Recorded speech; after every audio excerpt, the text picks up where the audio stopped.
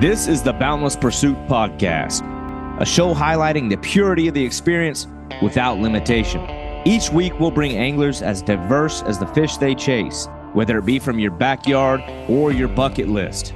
Freshwater, saltwater, conventional gear, or fly. We're bringing stories and perspectives from fishermen from all walks of life, from across the country and globe.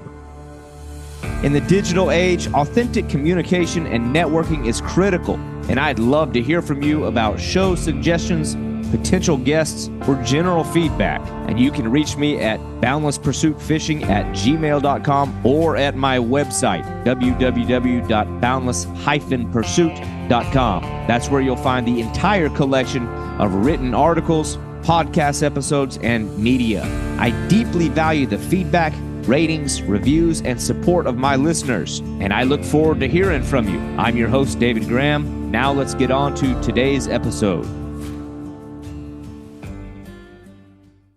It's estimated that there's over 220 million fishermen scattered across the globe, in a sport and as a means of sustenance that has grown for tens of thousands of years, on a planet where natural resources and truly wild places are disappearing at a rapid rate. The opportunity, or the very idea of the opportunity to be a pioneer or the first to see something or go somewhere in fishing, is all but gone. My guest today, though, has waded streams and wet flies in some of the most pristine waters and untouched landscapes on Earth, chasing arguably the most difficult fish to catch on the planet, the Goliath tigerfish. Francois Botha of South Africa is a tremendously experienced angler, adventurer, photographer, and philosopher. A guy that's fished his way across the globe, catching some of the most recognized and sought-after sport fish in the world. But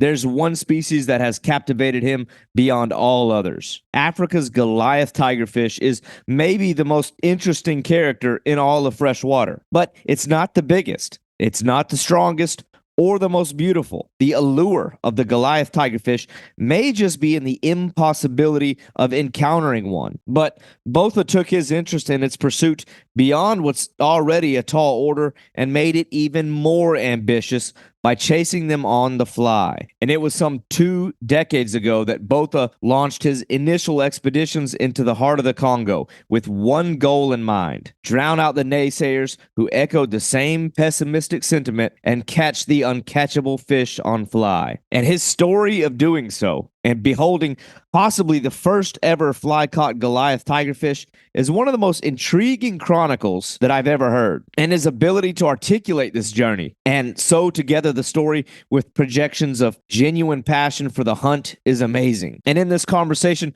we talk about the tall order of launching these early campaigns into untouched and frankly unmapped areas into the geometric center of Africa. And this is in a time before access to satellite maps, internet research, or any real sophisticated means of even traveling into the areas. And Botha breaks down the breakdown of mental and physical barriers along the way, where nearly tapping out and nearly turning back could have set back the Goliath tigerfish by God only knows how long. And we talk about the launch of Goliath Expeditions, a travel and fishing outfitter that now hosts trips into the Chinko Reserve for this incredible species. But more importantly, has taken steps in its partnership with African parks to ensure the conservation of these unspoiled lands, fish, and wildlife. This is an awesome story of persistence, perseverance, and true dedication and adventure by one of the best storytellers I've had the privilege of talking to. This is Francois Botha of Goliath Expeditions.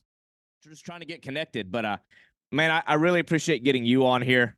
I love all the guests that I get.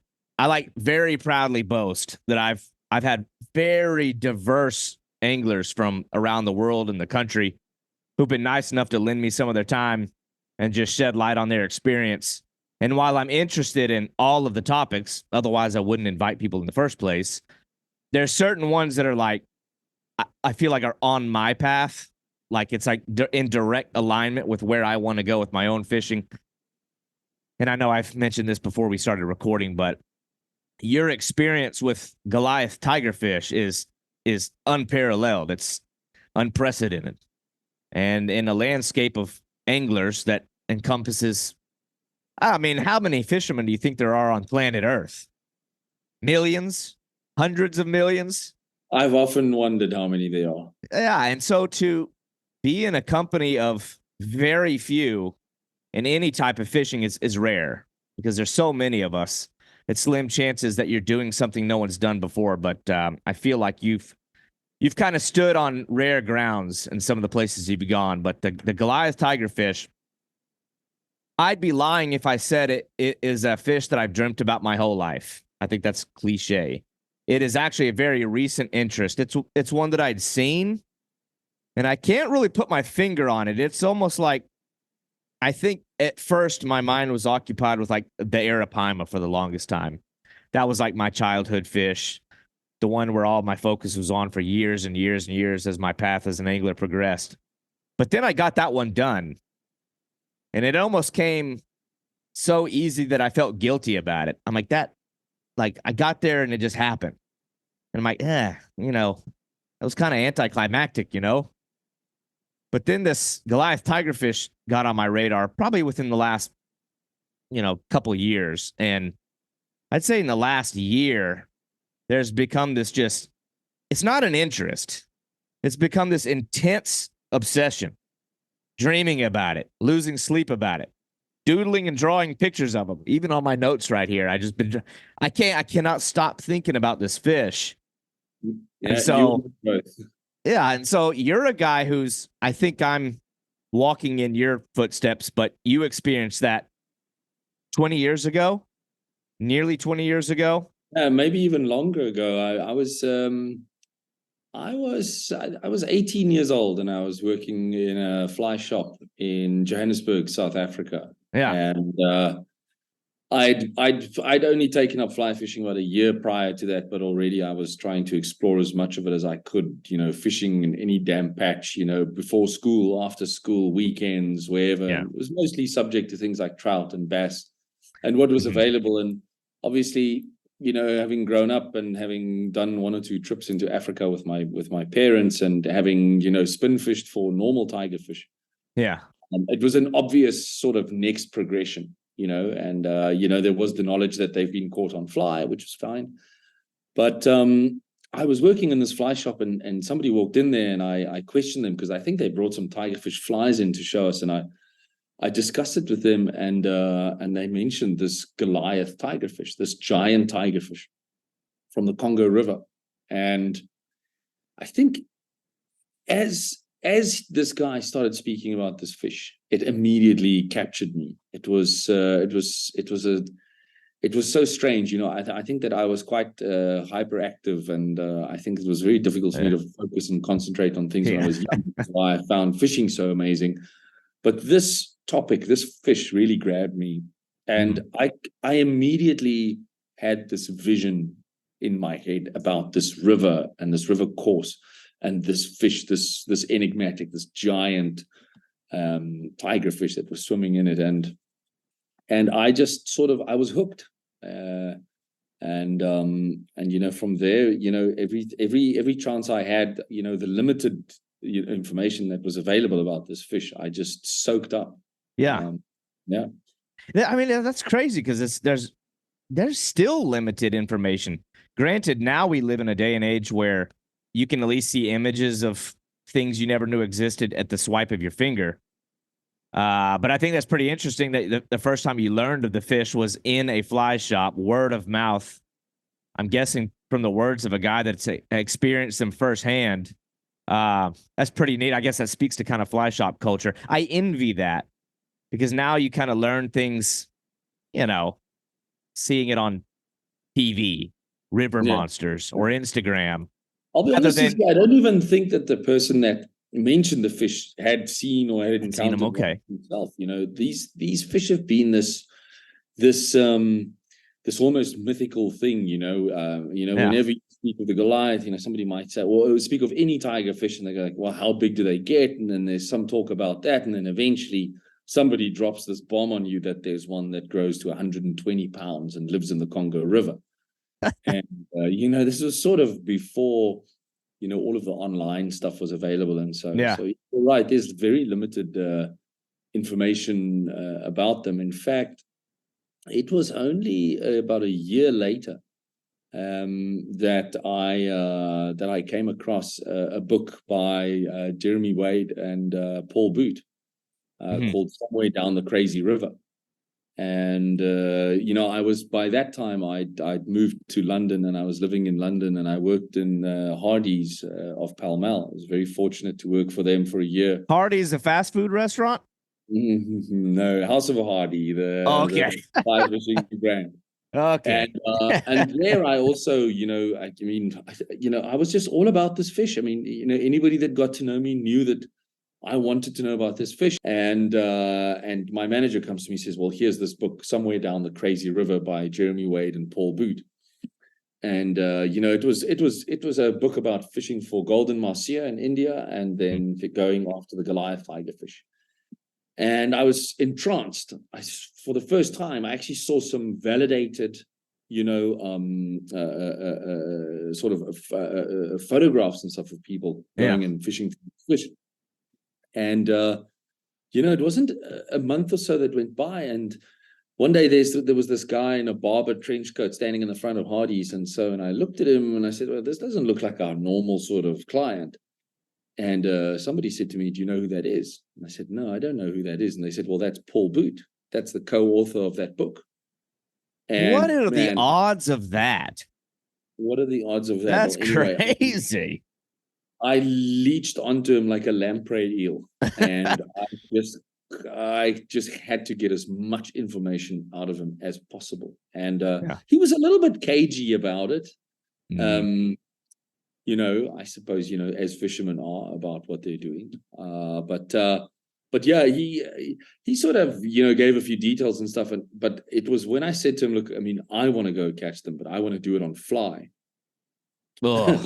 That he looked at me and he went, buddy, there's just no way,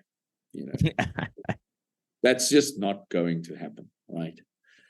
And that, there also started the sort of the thread of, anybody that I encountered, or sort of that had known a little bit about this fish, or that had encountered or fished for this fish, whenever I mentioned the fact that I'd like to try and catch them on fly, it was just said to be impossible. I mean, here's a fish that with, in all regards, it's the somebody coined it as the last of the unexplored game fish of the world, and they're really difficult. I mean, it must be one of the hardest fish to catch, bar coelacanth, right. Yeah. Who wants to catch a coelacanth? But these things are just tremendously difficult to find. If you have a look at the Congo River, it's the second largest river in the world. It crosses the equator twice. It flows chocolate brown most of the time. There's hardly a dry season. And so, I mean, in some places it's 2 miles across, and I think it's also the widest river in the world at 15 miles across Stanley's Pool, and, the deepest river in the world at 400 feet deep, in the Kinshasa Rapids. And, you just don't know where to start looking. What's also happened is, of course, the Congo's been subject to wholesale exploitation, right?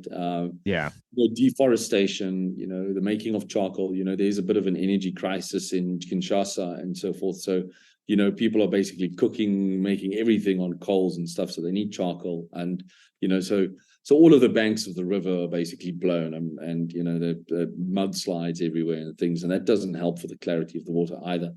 There's this palm oil trade that's going wholesomely unchecked, and so I think that not only for the size of the river and for the conditions of the river, but also for the exploitation of the river. I mean, it's just a really difficult fish to find. And also not knowing much about these fish or anything of the sort. I'd always wondered that, like, a lot of the photos that I see, at least of the main Congo River, like where it's the giant river, there's the backdrop of almost every one of those photos that seems to be this smoky haze in the background, or some like ambient plume of smoke. I'm like, what what is that going on? Are they just constantly burning stuff, or is it just Oh yeah, national sport of the Congo is to burn which things. it kind of adds to like this rustic mystique to the river, although I'm sure it's Yeah, it's less quite romantic than that, but no, there's a lot of that going on, and you'll always see that haze, and there's always this orangey type sky. You'll rarely see blue skies and so forth, and it's mostly because of burning and so. And even when you fly over the Congo and when you fly, over Central Africa or so, there's always this sort of smoky haze. yeah. And then of course you've got that harmattan, which is the blowing of that Saharan sand, into the sky, and that gets carried over the ocean to eventually, eventually to feed the Amazon forest with nutrients and things like that. So, yeah, it's not your typical blue skies with puffy clouds and, Right. and monkeys swinging from trees and, Yeah. like animals grazing on the banks. It's become a really tough place, for animal and human alike to survive and to live. Yeah. So I feel like that encounter in where you were working when you saw this guy Paul, that is an interesting part of your journey towards this fish, because I would think, they say never meet your heroes, not that he's your hero, because they might let you down, but you were met with a level of discouragement, I would think, at the very least, that you expressed this interest in the fish and that you wanted to catch one on fly. And then here's a guy saying, impossible, impossible. Now, at that stage in your time as an angler, did you already have the fire in your eyes to be like, no, it is possible? Or were you kind of like let down to a point that somebody's, you know, making it sound like you shouldn't even waste your time? I mean, did you see past that No, side of it at least? I never doubted that it was possible. I knew in my heart that it was possible. Yeah. I wouldn't say that I did so self-assuredly. I didn't have any reason to think that or so, but it was something I think that I just started envisioning to such an extent that there was it had to be possible. Yeah. I almost, even if it wasn't possible, I was going to will it into being possible. Yeah. You know what I mean? Yeah. Well, therein lies the difference between you and I think so many people, because I think that is a big part of why I have become so fascinated in the species of fish, at least in my part of the world. Very few American anglers, if any. I don't know that I've seen any. Maybe there's been a couple of Americans who've been over there and chased them, but I'm like, why not? I think there's this fear of failure that people get that keeps them from, I don't know, traveling outside and beyond what the experience of fishing is supposed to be. It's like, well, chances are you'll fail, so I'm going to Yeah. stop right here and stay in the comfort zone of where I have assured catches. I've often wondered about that. Coming from Africa, being a fly fisherman, and having been involved in developing a few fisheries in Africa.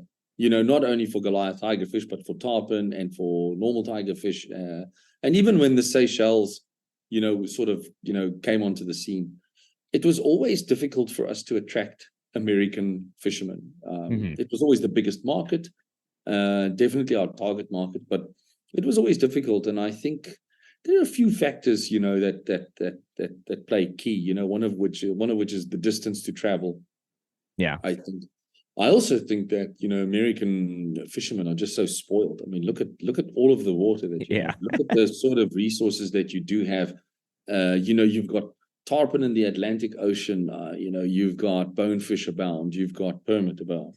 As soon as you move inland, you've got bass, you've got trout, you've got steelhead, you've got species of salmon, you've got alligator garfish. I mean, there's almost everything that you need to satisfy a lifetime of fishing you've got within the borders of the USA. And you've also got a fantastic program. Like, it's arguable whether wildlife or fish and game in the US are always doing a great job, but they really did in developing and in stocking places that never had fish before and so forth, and opening up. And then of course you've got such a wide expanse. I think is perhaps one of the reasons. And then I suppose, geographically, don't take this as criticism of Americans, but geographically, Americans are really, interested in their own country and so forth. I think it's the sort of American pride and things like that is very good. It's Yeah. we've always admired it. And pledging allegiance to your flag and so forth. I mean, and I suppose pledging allegiance to your fishing in your country almost, whether it be, subconscious or so. Yeah. I I don't think think, there's definitely there's a lot of layers to unpack there. I think there's probably some of that. I will say, even for me, we throw the term bucket list out there. I think maybe I'm an outlier. At least I consider myself that, as I've got much greater desire to leave the country and to go somewhere new, because I like feeling vulnerable, except for some weird reason. I like going somewhere new and seeing things for myself, because a lot of it too is, as an American, if I say I want to go to the Congo, well, I get met with a lot of people your like, oh, fellow Americans will think you're crazy. yeah, it's dangerous. Everywhere I mention going is dangerous. It's dangerous. It's dangerous, and that's part of it. But even within this country, you mentioned alligator gar. I've got a lot of history with alligator gar. It's one of my favorite fish. Fished for them pretty extensively. But even here, it was kind of like a taboo thing up until pretty recent times to even want to go. It's like, what do you do? Why would you want to fish for that thing? And I'm like, am I the only one here that thinks catching a fish over 7 feet long and 200 pounds with big giant teeth is appealing? But there's also this just brand marketing type of sport fishing culture in our country that's very much emphasizes the value of certain fish, so that you can corral, a base of customers towards it. I don't know. It's we place value on certain types of fish, and so people really want to occupy their time doing that. And I feel that way too sometimes, because I'm like, here I am traveling out of the country for the last few years, and I'm like, I feel kind of guilty that I haven't gone and caught a big tarpon on my own. I live in Florida; they're right in my backyard. Or I feel bad that I haven't gone to like Alaska and fished for like king salmon or muskie or pike. I mean, here's all these amazing fish right in my country. I should probably be going and catching them first. But then at the same time, I'm like, I feel like I better start chasing these other things while I'm younger, fitter. I don't know what the future will hold. They already locked down the whole world a couple of years ago. There's no telling if they're going to do that again in the future. So I think it's better to front load my dream fish now, and then later I'll just go around catching American it's stuff. interesting you say that, because that's sort of the philosophy that I have been following, when it comes to fishing or traveling to countries. I mean, I've now fished and guided in 51 countries. Oh, wow. And funny enough, the USA was my 51st country that I went to, and I always sort of said to people, look, there are places in this world that are going to disappear, or there are places that are, sort of going to change a lot. And then there are places that are going to remain fairly stable. And my intention is to go and see the places that have the potential of either disappearing or, being discovered and being turned into a commercial fishery or so. Yeah.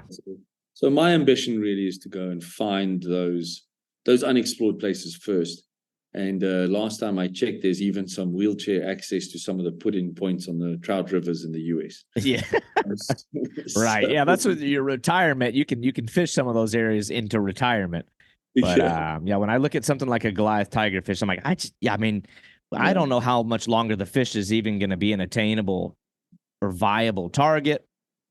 And I think it's going to be a viable target for a very long time. It's just, I think that the places where you'll be able to go and target are going to become fairly marginal. If they're not marginal already, there's sort of, as I mentioned, there's sort of unfettered or unprecedented, exploitation of natural resources happening along the Congo.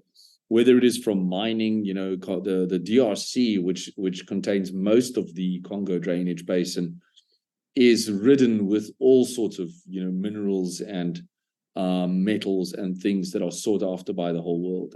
And so there's, and they don't have the sort of, they're not as a protection or as an environmental, state. They're not nearly as advanced as some of the countries that we get to deal with. Yeah. So, when somebody wants to go in and mine and, silt up a whole river, they let it happen. If somebody wants to go and deforest an area to make just charcoal for plain cooking and burning and stuff, it happens. The wild game meat trade, especially with sort of expats from the Congo living in France is alive and well. There's a lot of that smuggling and stuff going on. So whether or under the table, there really is a wholesale exploitation of that whole Congo drainage basin. Yeah. And, there are three main countries that sort of, have that drainage basin and stuff, and that would be the Republic of Congo, the Central African Republic, and the DRC. Yeah. Well, that's what's weird to me too, is that just on the other side of the river, the difference in I don't want to say culture, but I don't know if it's the political climate or what it is, from the DRC to what is it, the RC side, from Brazzaville over to Kinshasa. I hear it's a totally different world that's right on the other side of the river from one another. But I'm interested in, like, so here you are, a guy who I imagine by the time you went to the Congo, you'd already done some travel prior to that. I wouldn't think you would, it would be a baptism by fire by your first time really doing extensive travel, being somewhere like that. But at some point, your interest moved into motion. Here's a fish you're interested in. You're talking about it. You're reading books about it. You're thinking about it. But at some point in time, you started formulating a game plan, and gears started turning, and you launched the first ever campaign there for yourself. What did that look like? Where did you go? What was the approach? It was interesting. It kind of fell in my lap. Funny enough, as I said, I was always determined to do it, and I always knew that I would do it. It was a very strange thing, it was like a calling. Like I knew it would happen. I just didn't know how. And I didn't actually spend that much time trying to make it happen, other than getting information and making people know of my ambition to do so, until I finally came across a friend, Dirk Reicher. And he was working at a place where we did a fly fishing clinic for beginners, and him and I started talking, and he had read an article that I had written in a magazine, about my ambition to catch the Goliath tigerfish, and that's sort of how I almost put out an advertisement saying, I want to do it, and I lived and breathed wanting to do it. And I knew that at some stage it was almost like, dangling a worm out there and knowing that I would get a bite. Is that article still out there somewhere? I would love to read that. We can try to track it down after the fact, but I think that's so cool that it's a very captured you captured your thoughts in that moment in time, and it's something that you could go back tangibly and reread after the fact. That's pretty neat. It's an interesting story about the article, because I was in my third year of university studying journalism. And I was supposed to do an assignment as a final assignment, or the major assignment for the year, which was to write an investigative journalism article. And I remember some of my peers wrote on, like, went and researched how the Hells Angels was involved in the drug trade and stuff in South Africa, and they even had death threats. And I was sitting around going, well, I'd have to do it about something that I'm really interested in.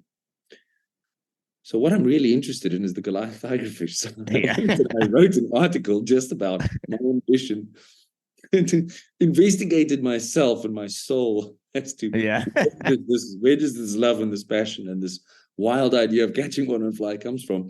It was the only assignment I had ever failed in at university, and I then decided, well, now I'm going to go and prove a point. And so I went and had the article published. And of all the people that had their articles, handed in the articles and stuff and got good marks for it, none of them had theirs published, but I had mine published. And I went to my lecturer and I said, well, what do you think of this? Oh my gosh. On what basis were you failed? I guess if you're researching a topic. It was not an investigative journalism article by any stretch of the imagination. Yeah. It was just it was almost a whimsical article about me as a little boy standing on a pier in the Zambezi, casting a spinner out and seeing this, having one take in my whole life from a normal tiger fisher, and now being absolutely mesmerized by this Goliath tigerfish and infatuated with catching it. Anyway, this article was read by Dirk Reicher, who then said, listen, I think I've got an opportunity for us. I'm also, hell-bent on catching these things. And there's this company called Go Congo, and they're on the Kinshasa side, and they have an operation, and we're going. And I'd like you to come with me. And I was like, okay, let's do it. Yeah. And, I mean, it was a hop, skip, and a jump. Dirk almost organized everything. And, we arrived in Kinshasa in 2008 on the first, official expedition to attempt to catch a Goliath tigerfish on fly.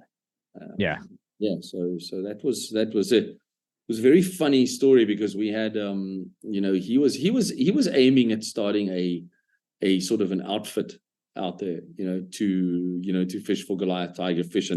And he also invited a famous South African fisherman called Henny Papenfuss, who made these videos on fishing, not fly fishing, conventional fishing.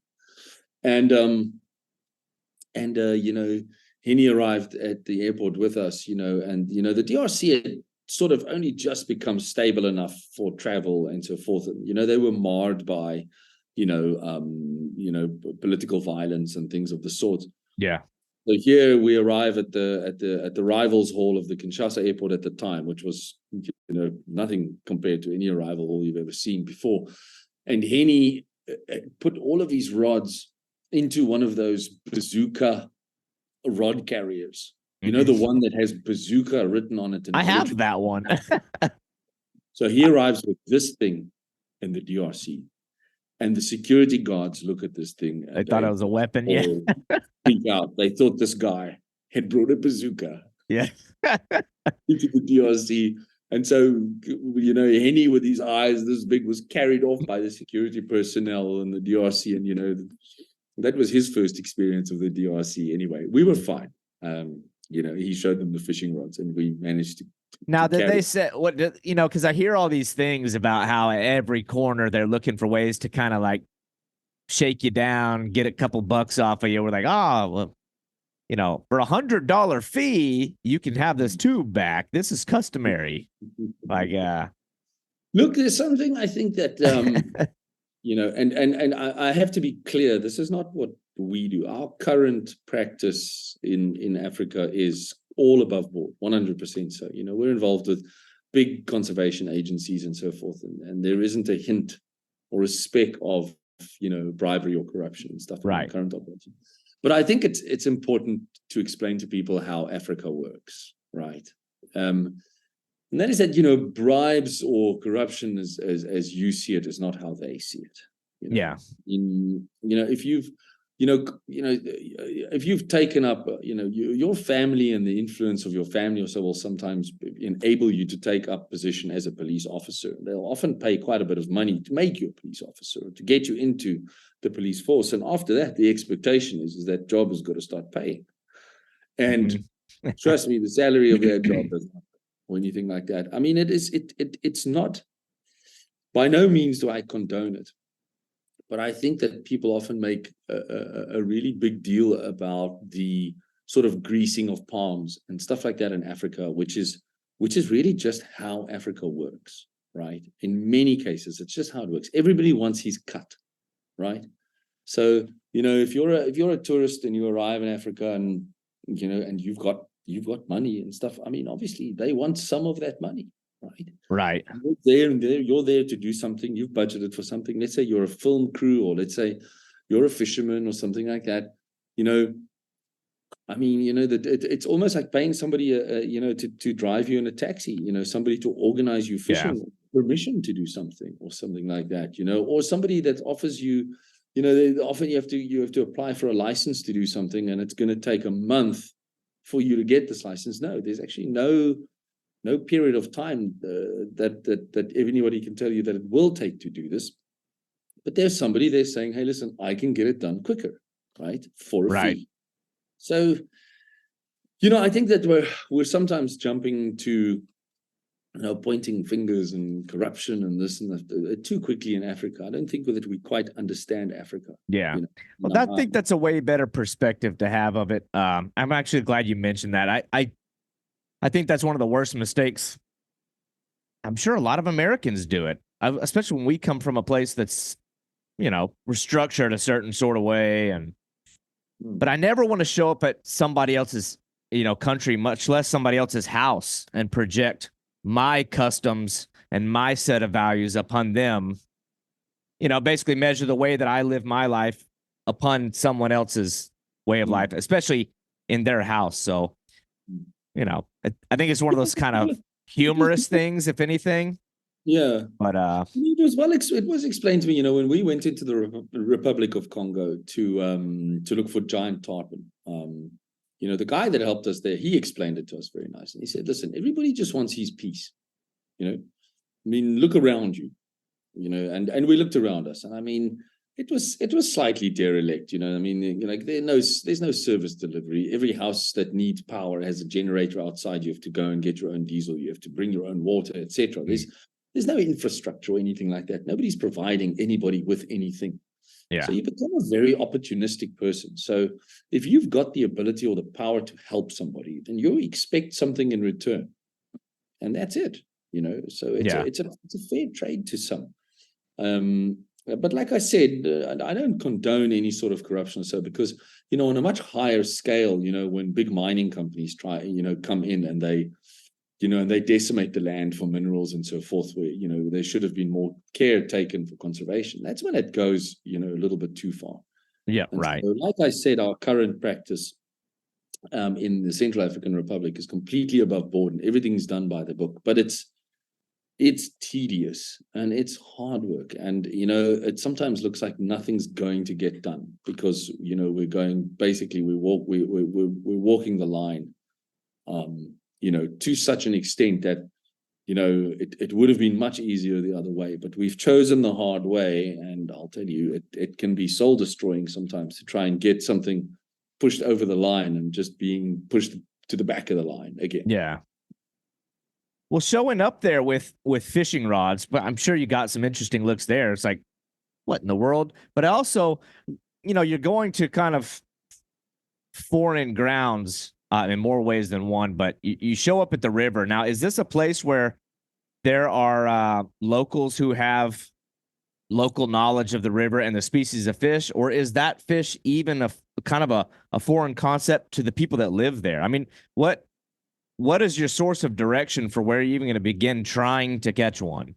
Look, by this time, the Go Congo outfit had actually hosted a few, fishermen, and so there was definitely an awareness by the locals that we were there to fish and that we were looking for the Goliath. Okay, and they know it as Mbenga. Yeah, and on our first trip, we went there. We went into Kinshasa. From Kinshasa, we had to take a taxi up to Maluku Harbor, which was above the Kinshasa Rapids. And from Maluku Harbor, we had to travel about 100 kilometers north to where the Black River came in. And it was the famous hunting or Goliath hunting grounds of a guy by the name of Douglas Dan. And Douglas Dan in the 60s and 70s was this guy from Belgium that he basically pioneered Goliath fishing. Yeah. So, I mean, this guy was responsible for most of the IGFA records and so forth. They had a Goliath Tiger Club, and he's got this famous book called Goliath Tiger, the biggest tiger fish in the world. Yeah. I'm trying to get my hands on that book. Yeah, it's a difficult book to find. I know. But so this was his these were his former stomping grounds, and so we arrived there, and the locals had definitely knowledge of the fact that's what we were there to do. And we had to go into a nearby town, and we were on a big liveaboard boat with virtually no amenities. I mean, like I had to tell you the sort of conditions we were living in that trip. It was quite vulgar, to be honest. Yeah. But we had to go into the nearby town and first ask permission from the chief to come and fish for these fish and then get his blessing. And you have to understand about these guys is they all had to dabble in some fishing or so at some stage. As I said, there's very little wildlife or so left, and the river, their biggest source of protein is from fish out of the river. So many of them are fishermen.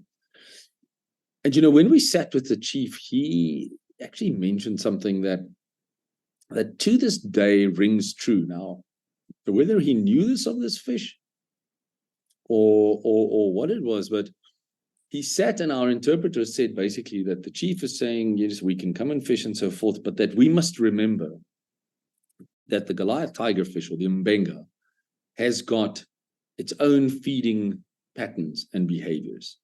It's got times that it feeds and it's got times that it rests, And you sort of sit and you listen to this old guy and you kind of go, yeah, whatever, man, just give me the permission to go fish and I want to go fish. What fish is really going to, adhere to these strange sort of feeding times that you're talking about.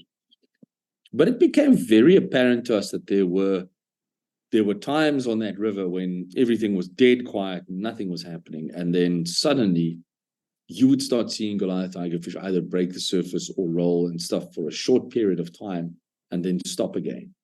And as time went by, this has also become way more apparent to me in fishing in the Chinko River and in fishing for these fish elsewhere, is that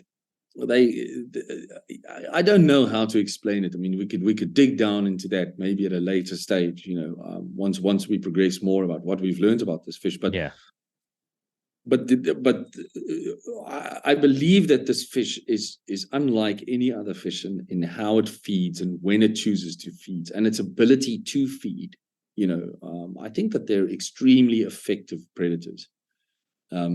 We seem to think that they are these gluttonous killing machines with these vampire-like interlocking fangs, and they just swim and just chomp their way through whatever they want to eat and so forth. But it turns out that it's definitely not like that. And it's well documented in Douglas Dan's books, and it was well documented afterwards, is that, the guys that fish for these things with live bait will often have the live bait panic and show signs of a predator being around or show signs of distress for some time before the Goliath tiger strikes it.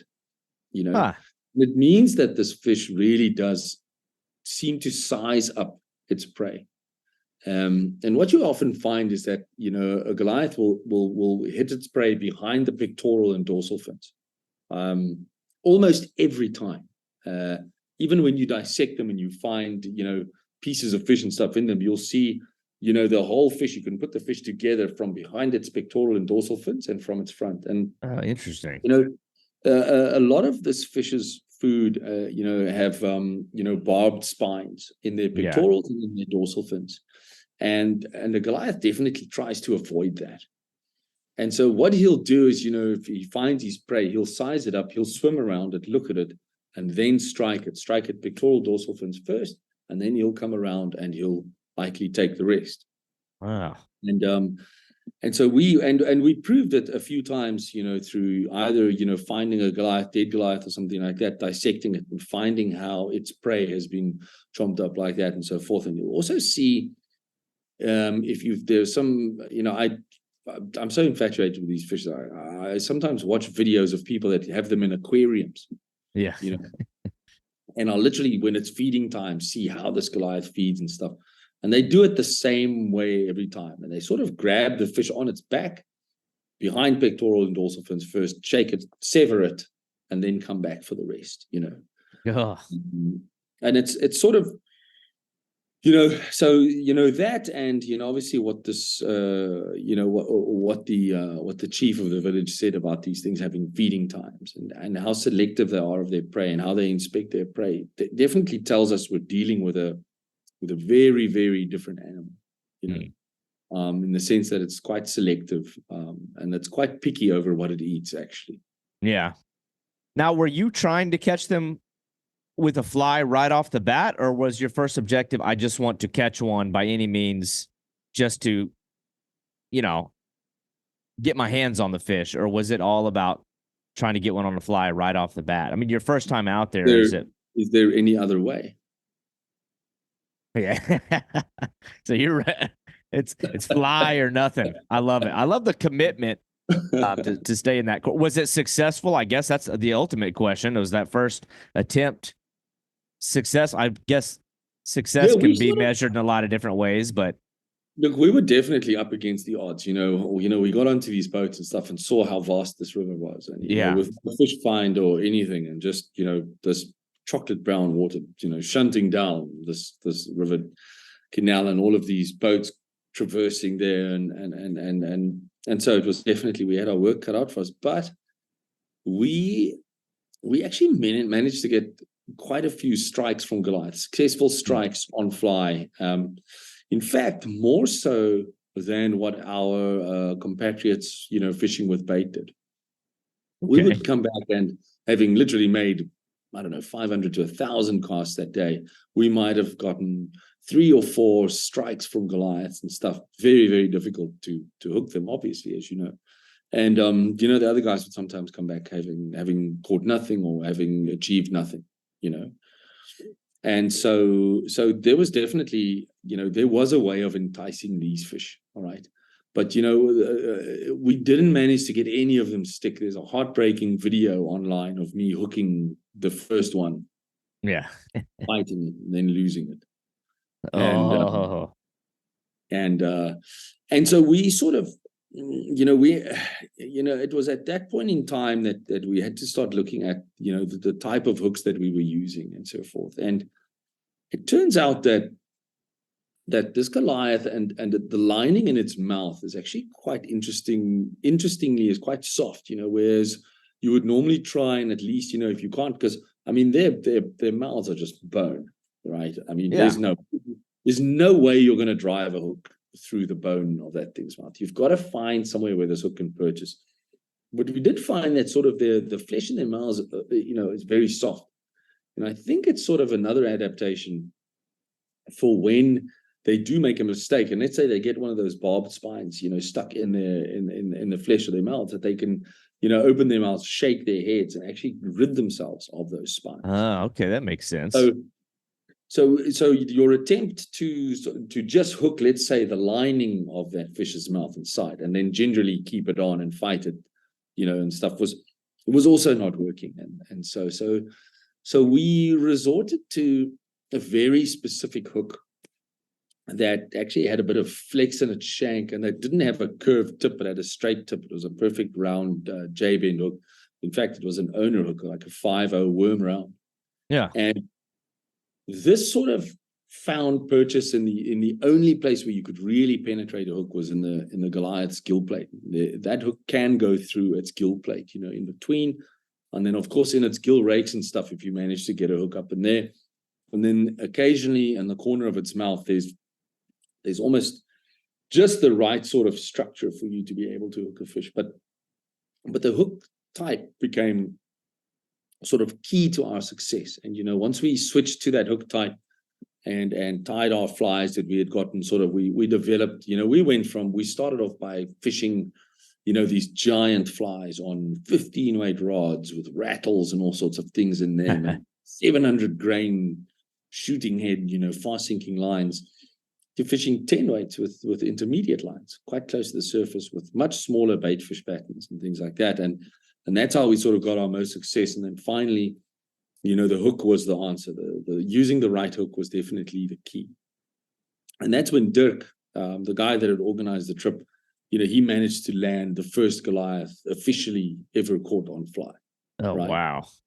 And it's funny enough, people say to me, "Oh, weren't you disappointed, that it wasn't you because it was your passion, etc." And I think that therein, I think people miss the point, or they've sort of completely missed what it is that I want to do.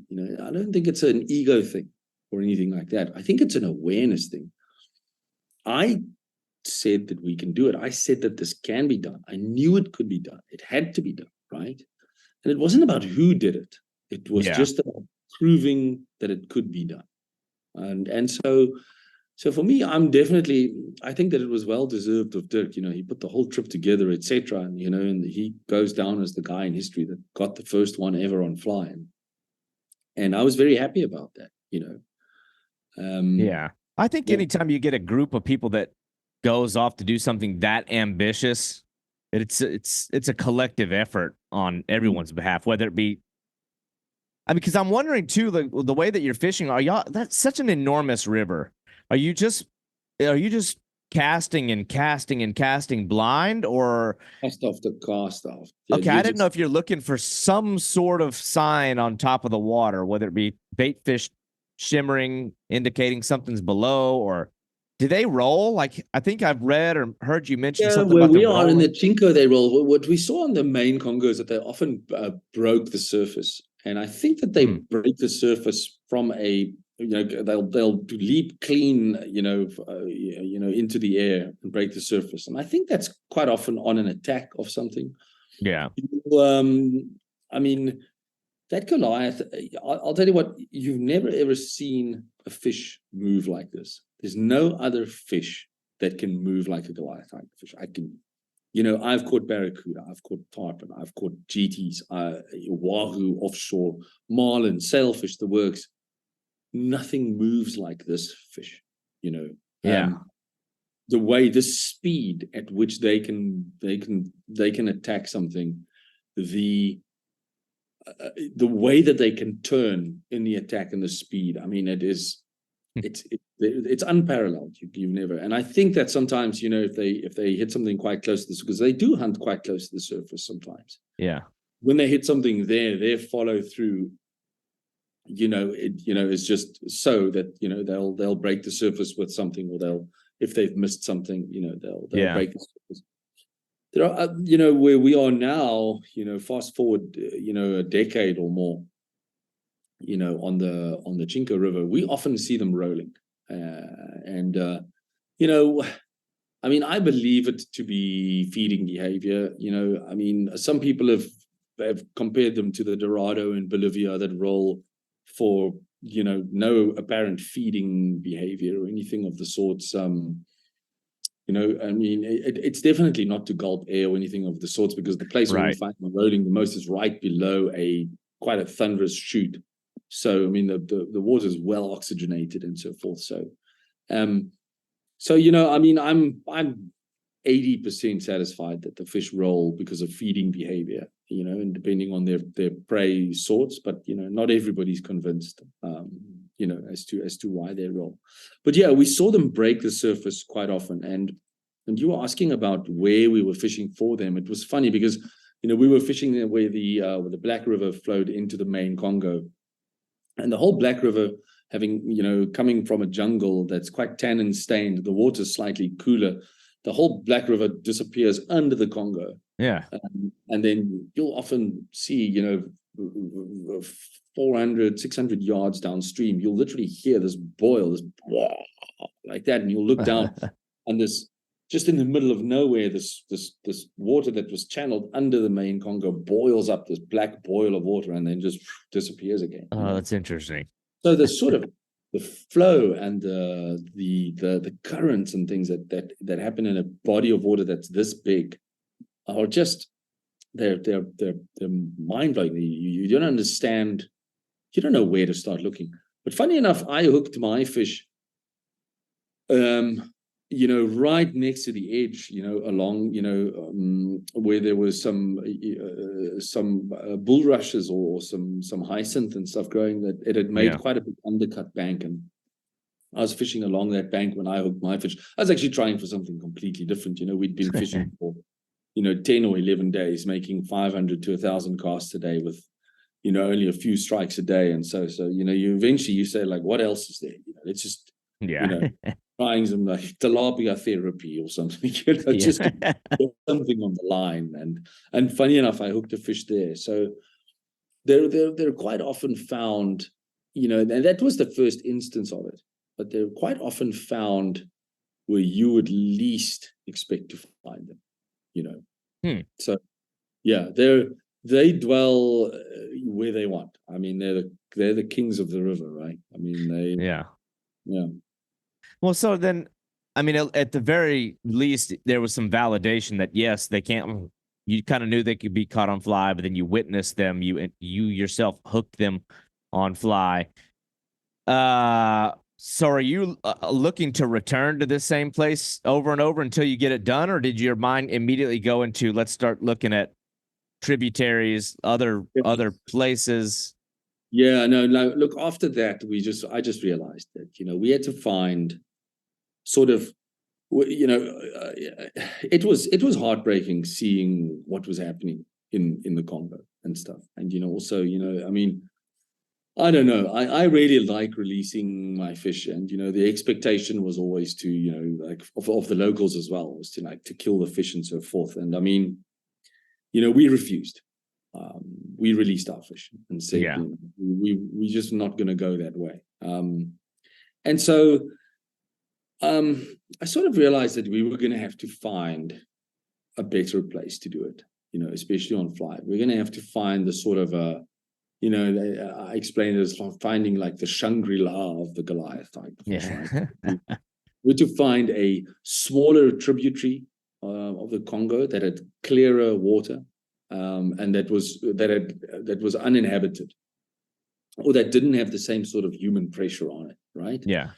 The sort of the place, the big black hole somewhere in Africa where the devil deals the Goliath tigerfish like aces of spades into the river to terrify man and fish alike, right?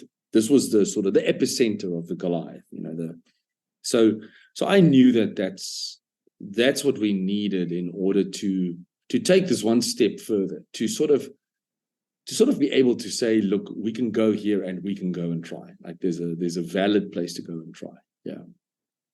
What is the search process there? Just looking for creeks and rivers that connect directly to the main Congo River, or use a broad network of contacts that you have and through anglers and hunters? That sort of opened a completely new can of worms, in the sense that ultimately this fish is the size it is because of the river system that it's in, right? I mean, you look at, for instance, how your alligator gars are from your Mississippi River system, am I right?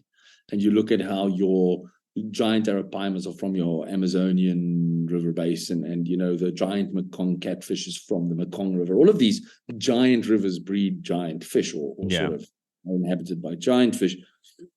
And when you start looking into their tributaries and so forth, it's almost by reason or by deduction, not somewhere where you're going to find them.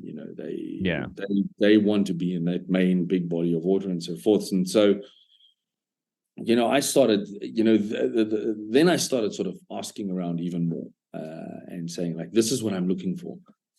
And then anybody with sort of any knowledge of the Congo looked at me and said to me, look, I mean, you may have succeeded in catching one Goliath on fly, but now you're looking for something that doesn't exist. Yeah. Now, like, for sure, we can tell you categorically that what you're looking for does not exist. Number one, there's no uninhabited river in the Congo. And I mean, I would meet with guys, I would be at social events or parties or wherever, in a club, on a beach, whatever. And as soon as I heard that somebody was working in the Congo or the DRC or anything like that, I'd immediately say, like, well, what do you do there? Like, I mean, inevitably, one of them was a miner. And I'd say, listen, do you have a river where your mine is? And they go, yeah. And I'd say, like, tell me about this river. And they go, well, this is what it's like, and this is what it's like. And I say, like, and are there Goliath tigerfish in there? They said, nobody. Like, no right. And they said, and also, by the way, those mines, they're just blowing out those rivers and stuff. You never find them. And he said, and I mean, there's so many people on these rivers and things.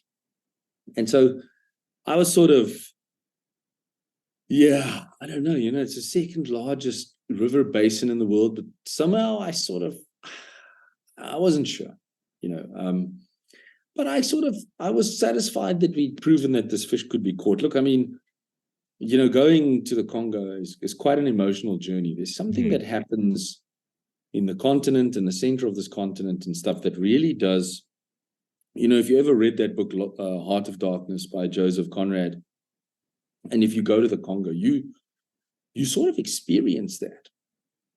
there's I don't know what it is, like whether it's a weird, continental feng shui or something that just kind of throw you off, but your dreams become so vivid. The way you look at things and everything, you're never quite at rest. You're never comfortable in that place. And, it's quite a soul harassing experience, going into the Congo for some reason. It just has this effect on you. And so I was tentative. I wanted to find a place like this, but I was tentative and in like just packing my bags and following the first lead. Yeah. But time went by, and that's when a friend of mine that knew about my infatuations, I had this friend that we fished all around the world together, whether it was in the Galapagos for striped marlin or whether it was Bolivian jungle for dorado and stuff. We went around the whole world fishing together. Yeah. And he called me up and he said, hey, by the way, I'm going hunting. I'm going into the Central African Republic to go hunting. And the guy there, the PH, the professional hunter, a guide, a hunting guide, said to me, look, bring your rod, because I know you like fishing. So because we have Goliath tigerfish in the river, in a small river that flows clear in an area. And I said to him, listen, but give me this person's details. Give me this guy's details. So he gave me this guy's details. And so this was, for like 2008, we came back from the DRC, and this was in 2013, right? So about 5 years later. And so I wrote to this guy, and his name is Eric Marav. He's a Swedish national, but he's born Central African, lived there all of his life. His father was a famous Central African that went around drilling wells for people around Central Africa and so forth. And they'd settled in Bangui. They were hunters, and they were running these hunts into the Chinko National Park. They'd actually, I think, obtained the concession of the park. And I wrote to him and I said, hi, Eric, it's Francois. I'm a fisherman, and I believe that you have the most difficult fish in the world to catch, in your rivers. I believe your rivers flow clear and that there's no people on that river. And he wrote back, saying, hi, Francois, it's Eric. I'm not a fisherman, I'm a hunter. But in my opinion, the Goliath tigerfish is actually quite an easy fish to catch. Oh, geez. And, we use them as a food source in the camp. And by the way, that area that you're talking about, that river, yes, I can tell you that there's no man that lives there, and that it flows clear in the dry season, and that when I fly over that river in the dry season and I look down, I see big silverfish from the air. Oh my goodness. And so that was do you have any like reservations? I've become so skeptical at other people, especially non-anglers' ability to identify fish properly. Because here, if I in Florida, for example, I have people tell me, oh, we caught some alligator gar last week. And I'm like, well, no, you didn't, because they don't live here. Or I'm like, have you seen any alligator gar? Oh, yeah, there's some right in this creek right down the road. I'm like, no, that's the smaller cousins. Like, constantly people misidentifying or exaggerating or getting a story wrong, or making up these big tales of giant Volkswagen-sized catfish that live below the dam. So did you have any concern that maybe there was because I would be thinking, that's probably just the regular smaller cousin, the striped Vitatus or whatever they're called. I should have probably been more suspicious, and because yes, there are people that make that mistake. They especially make that mistake with the Tanzanian tigerfish that quite a few people have branded wrongly as a Goliath tigerfish, and I think they do so often just to get hits or likes, or to have more people look at their Instagram, or something of the sorts. But I probably should have been more suspicious. But I don't know. I don't know why. Once again, it was sort of this fish and I have shared this very strange relationship in the sense that every time I think that I'm done with it, that I've had enough of it or so. And I did think so after the DRC, I was still infatuated with it, but I was done with it. The DRC trip was a tough trip. Yeah. This fish just finds me again, and it haunts me. I don't know what it is, we're intertwined for some reason. And I knew it. I knew that this had to be the place, and so yeah, I hardly even asked them any more questions or so. I think that then the biggest question was immediately was, well, now is it safe to go? Because at that point in time, the Central African Republic was still embroiled in basically a religious war. Like there was a failed state. There was a coup on the government, and there was actually an incident in the Battle of Bangui where a whole bunch of South African soldiers that was sent, up to help or to aid the current government, that they were all killed in an ambush and stuff in the capital and so forth. So then it became a matter of really, was it safe? Could I go? But for some reason, I didn't even consider not going. I just had to go. After the words that they gave, I just believed him. And I just said, I have to go. I have to go and check this out. So, yeah, people thought I was crazy. Is it true that I think I actually wrote this down that or maybe it was before setting up logistics of a program down there later on down the fact that I read that at some point in time while you're either going for the first time or maybe setting up plans for future camps or expeditions to be launched, that 2 journalists got killed somewhere in that area. Yes, they did. But that's not. Yeah, that was maybe my timeline is off, but I saw something while reading. It was at a later stage. Okay. That's not really something that I'd like to comment about. I think that those guys were a bit stupid. There was a known danger, and they went unaccompanied after a curfew into a known dangerous area. Yeah, and got killed. And so, it's the same as anybody that would go surfing in a river mouth at night where there are bull sharks. Right. Yeah. And now suddenly surfing is dangerous. Just don't be stupid, right? There are still places in the US where you're not going to go after dark alone, unaccompanied. Yeah. You stand a very good chance of either being attacked. Oh, 100%. I was actually just mentioning that to a previous guest who's similar travels, where I was like, there's places in the United States of America where I would sooner walk down the street in Afghanistan than go walk down some of these neighborhoods at night. So I totally get that. Right. We look past that for whatever reason, the dangers that are right in our own backyard.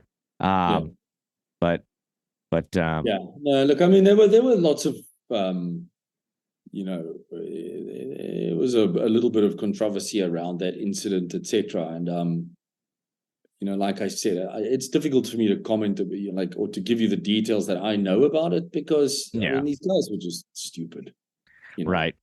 And so it had nothing to do with the country or with the Congo being a dangerous place or anything like that. It was the fact that they went into a known dangerous place, and they paid the ultimate price. Yeah. So during this time, I've been thinking this the whole time you're describing this. You're gathering information and people are telling you about these places. Is this before a time where you could just get on Google and look at satellite maps and peruse around searching for rivers? Like, it's sort of like I don't know if you do, or if you're like me. I spend Yeah, so I much of do. my day looking at rivers and I spend a lot of time on Google Earth. yeah, Well, I'll tell you, it was actually quite hard finding this place. Once I knew where I was going, and I yeah. tried to find this river on Google Earth and stuff. It was quite difficult to find. And the imagery at the time was from the rainy season. Okay. I couldn't really make out what I was in for. So no, there wasn't. I couldn't do much preparation for it. And in fact, I only once I got there did I realized just how small this river was. So when I looked on Google, I kind of looked and I kind of saw a river and went, no, this can't be it. It must be bigger than that. I mean, but don't worry, these guys know. They've told me they know where it is, and it was actually one of the big surprises when I arrived was just how small this river was. Ooh. Yeah. Now, did you show up on? Were you scouting this area on foot, or did y'all come with like, packable boats? I mean, when you're first kind of navigating the area. It was that was probably one of the coolest and the hardest things that I had ever done. We first of all, we arrived in Bangui, in the capital and stuff, and that's where all of the nonsense was happening with the government and so forth. And we flew to the other side of the country, where basically geographically, I don't think that anybody there knew that the country was in flux. To be honest, yeah. I mean, it was a completely different set of issues when we arrived. In the Eastern CAR and stuff. And one of them was the fact that there was, the hunting concession, or the hunting operation was based on a very small river called the Kosho, which was a tributary of the Chinka, and it was a tiny little chocolate brown river. I mean, I don't know, I don't know how to describe just how small this river was, but if you saw it, you'd say that's not a river, it's like a stream. Yeah. And so there wasn't a road to the Chinka River. We had to make the road. And so we, we had a Toyota Land Cruiser, and there was an aluminum tracker boat that they sort of, I don't know how they came about it. They said that there was a guy that sort of eventually fled the country and said, look, I mean, I've had enough of this place, and here's this boat, and buy it off me for $1,000 or so. And these boats are really hard to come by in the sea. Yeah. They saw the opportunity, bought the boat, got the boat into the hunting concession, and there it awaited use. And so this boat went on to the top of the Land Cruiser, and then of course a small, like 5-horse even route motor and so forth. And they gave me 5 men to aid me on my journey. One of them was a former elephant poacher from the area, and that had turned an anti-poacher, so nobody was entirely sure if he'd killed more elephants or people in his life, but he had this very quiet resolve about him, and everybody gave him this wide berth. And yeah, his name was Georgie, or is Georgie, and he was that man. I think he must have saved my life on a few occasions that I didn't even know of. But he was sort of the expedition leader, or was to ensure my safety on the expedition, and with him and another guy, Alphonse, Richard, a guy called Bao, and another one whose name I can't recall, we basically ventured with this Land Cruiser, boat on the roof, small even route motor without a cowling or anything on it, bags of maize, and and machetes and an axe. Yeah. We went with a downloaded GPS map and your visual aspects, and you basically just went and we'd machete our way through this this veritable rainforest and savanna grassland of the Central African Republic, and it took us about 3 days to cut a road to where this river was. To get to the river. Oh, geez. So, at the time that you went, I mean, I guess you went during the dry season. Was the water clear as Yeah, had been? definitely went in the dry season. Well, that's sort of when. So, this is, when I arrived in the camp, there was a scientist there. There were two scientists there that had arrived there a few years prior to me, and they really wanted to know more about the area because, as I mentioned, there are hardly any uninhabited water courses in Africa. In fact, there are none. This is the only one. Oh, geez. It's an enigma. These guys arrived there. A guy by the name of Thierry Abichir, a Swiss naturalist, was sort of going and looking for a place in Africa that was uninhabited and so forth. Looked at a map, and on a map, when they look at your population, there are all these little black dots that indicate villages or so. Yeah. And saw this absence, this complete blank area in what is the geographical center of Africa. It's the pole of inaccessibility, the Jinko River. Yeah. It's the hardest place in Africa to get to, right? And there in the middle was this river with no black dots around it, right? And that's what I happened to see as well when I looked onto geography maps and things like that.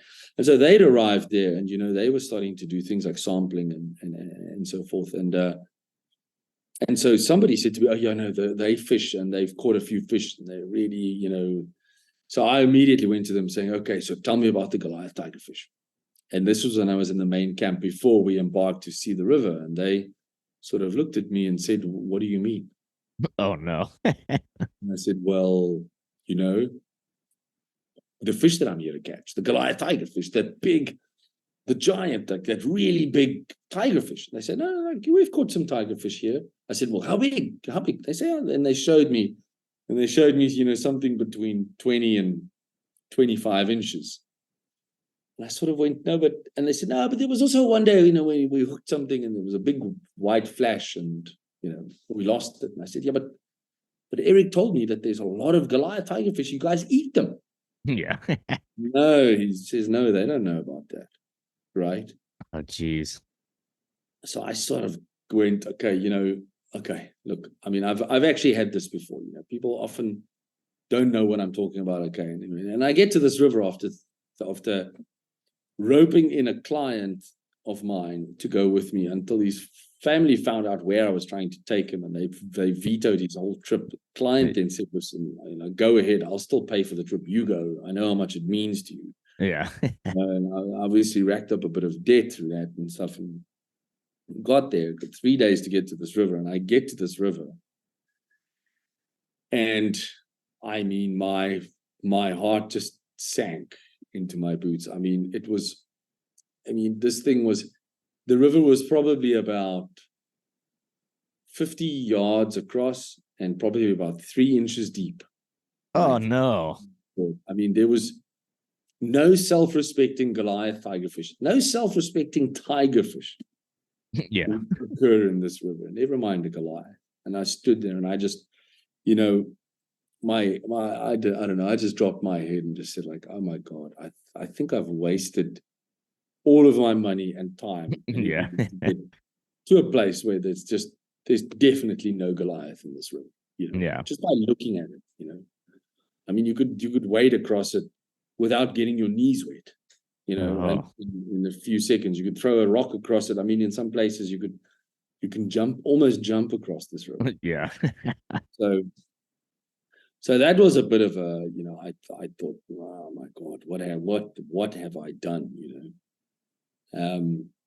But yeah, so we, I don't know, we were there, so I could see a little bit of movement and stuff of some fish, etc. So I started exploring it a little bit, and there was some common tigerfish there, and I caught a few of those, and we started exploring up and downstream of our camping area, and I noticed that on the sort of the where the river bend, had bends in it, from erosion, because that river floods completely. Yeah.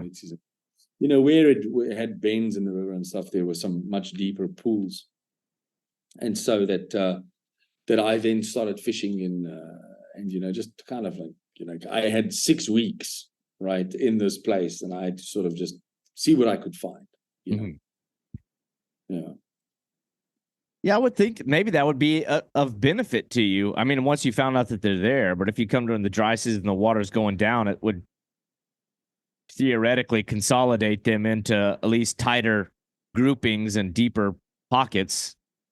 Yeah, well, I mean, But that's you the just got to theory. find those spots. Like, That's the theory, right? Yeah. So I mean, by then I'd given up hope that there were Goliath there, and I did start looking for the deeper holes and like those spots that you're talking about and stuff. Yeah. But they were few and far between. We'd often travel for hours, or on straight, a few inch deep pools, where you can see the bottom. You can see everything that's in the river.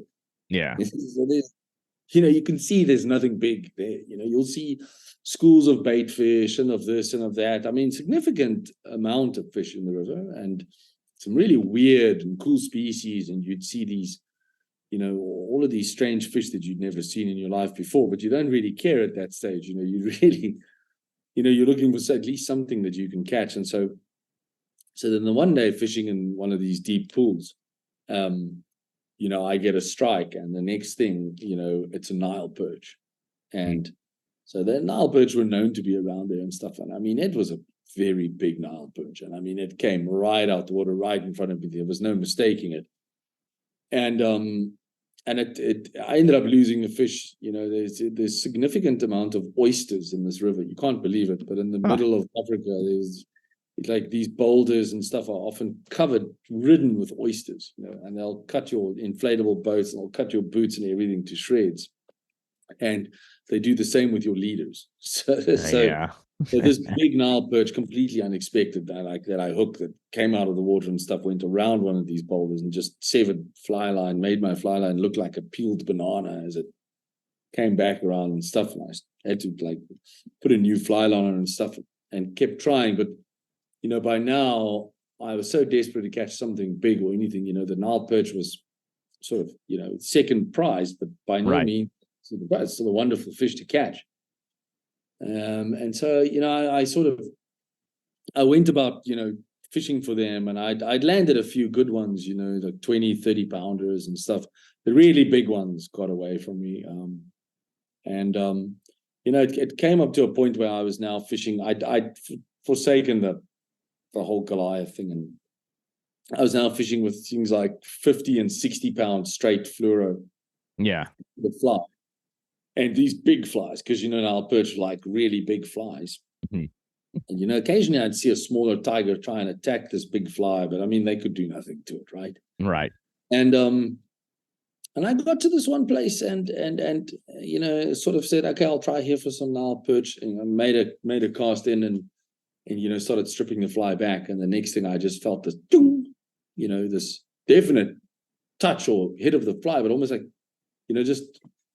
just this very quick take and off.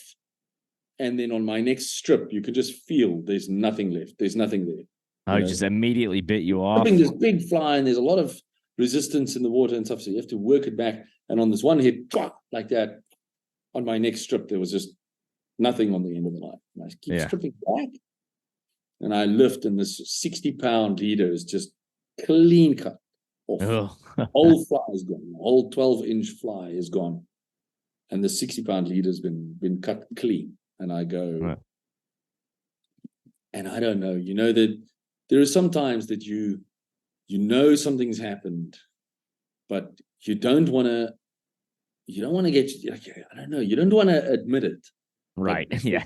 You don't want to be disappointed or something, but it had to be, you sit there and I just go like, what was that? It had to be something, right? Mm-hmm. And that's the first time that I sort of went, there's something going on here. Something going on in this river that it had to be one. Come on, it had to be one, right? Yeah. No. There's like two minds, there are two voices in your head. The one saying it is, and the other one saying don't get excited about this. Yeah. and yeah, so I sort of, I mean, we kept exploring the river, and then we kept pushing further and further up the river because, downstream of us was where this Korsho River flowed into the Chinko, and it kind of muddied the waters up and stuff. And I really liked fishing in the clearer water. Mhm. And so we went up, and then a few days later, in exploring a pool further upstream, I noticed two small fish getting flushed from under the boat, right? So we'd obviously spooked them or something like that, and they swam right up to this, this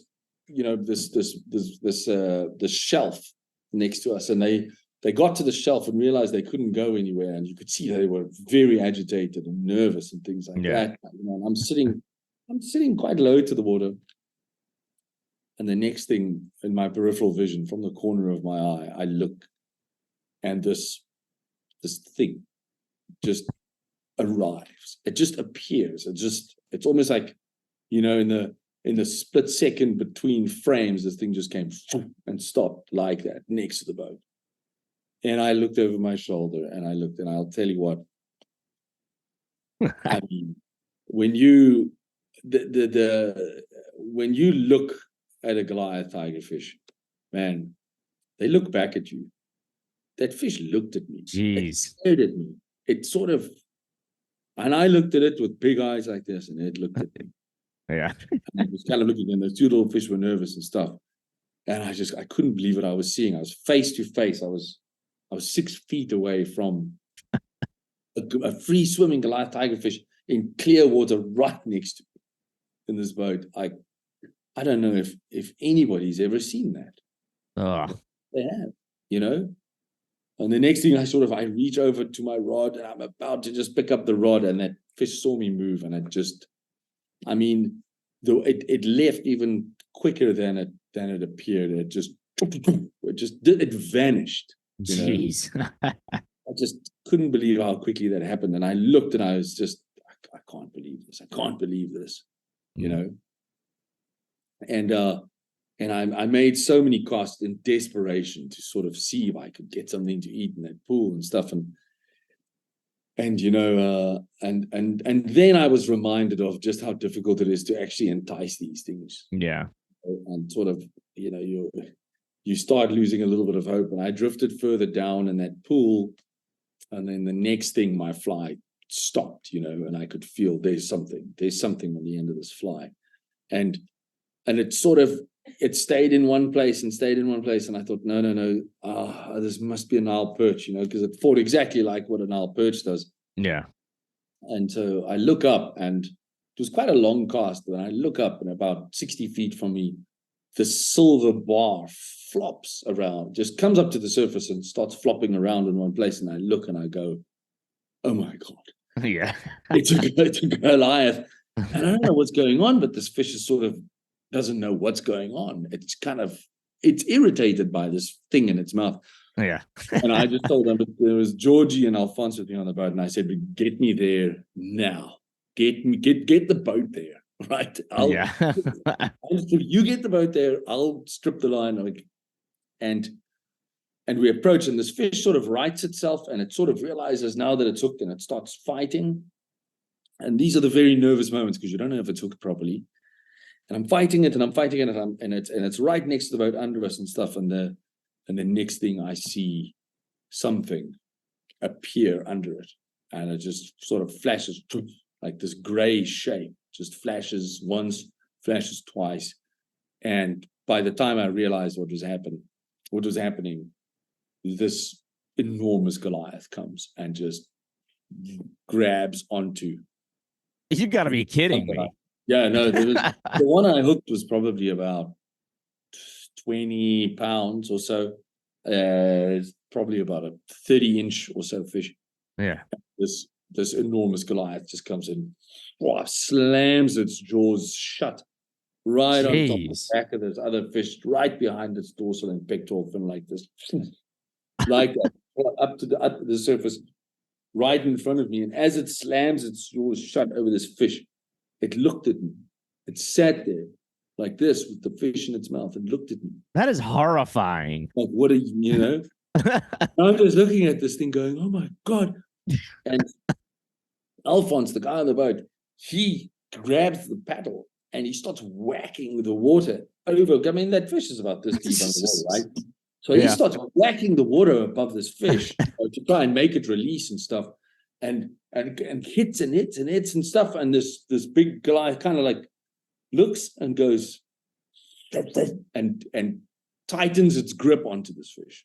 Oh, Like deeps, like further chomps onto this fish and holds it again like that. Like it's fighting for the like it's going, this is mine, jeez.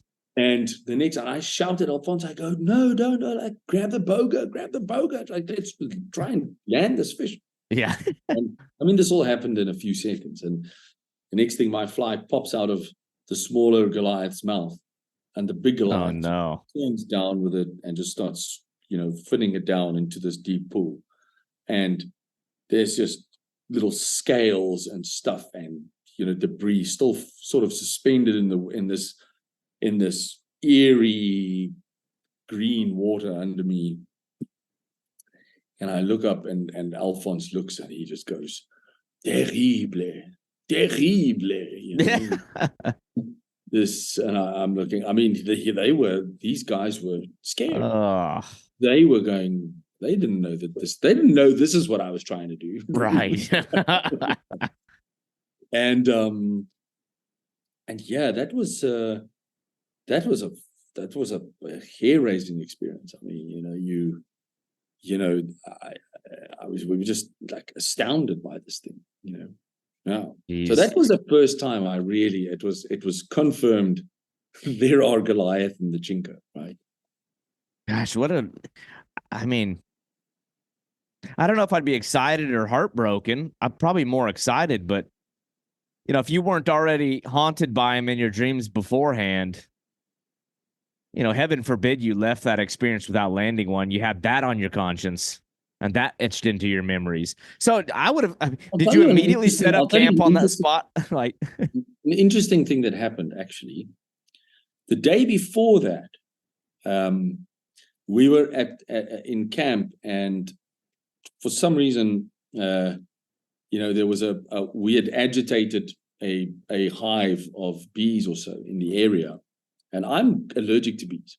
And these, the first thing that happened was a bee flew straight into the back of my neck where my hair was and started going crazy and stuff. And I tried to get it out.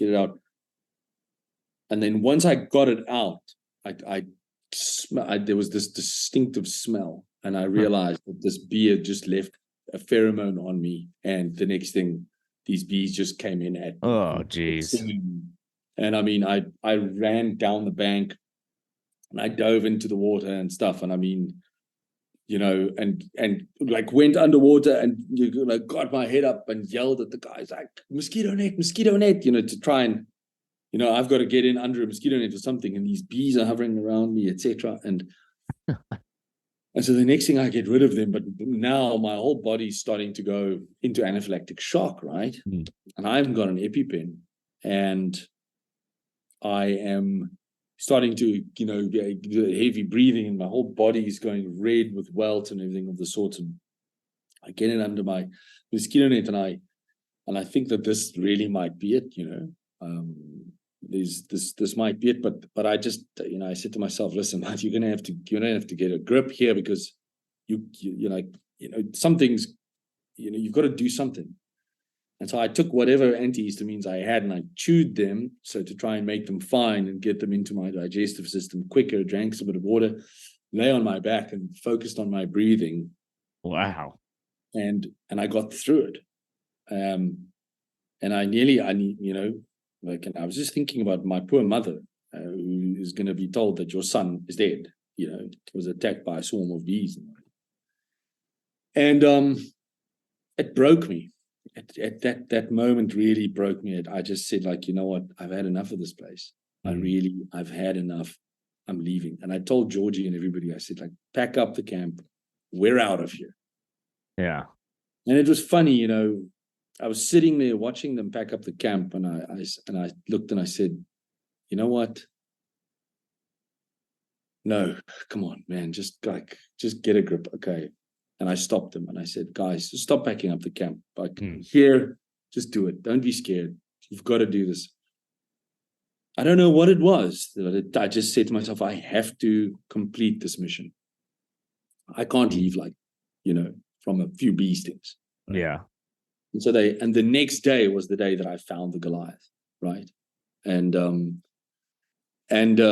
so that was amazing. And another thing happened to me that night was I went to sleep, and I lay in this camp cot, and it was such an interesting setup. They would basically just have a mosquito net over a camp cot, Right. and you in like a tarpaulin, with makeshift roof over you and stuff. You're basically exposed to the jungle.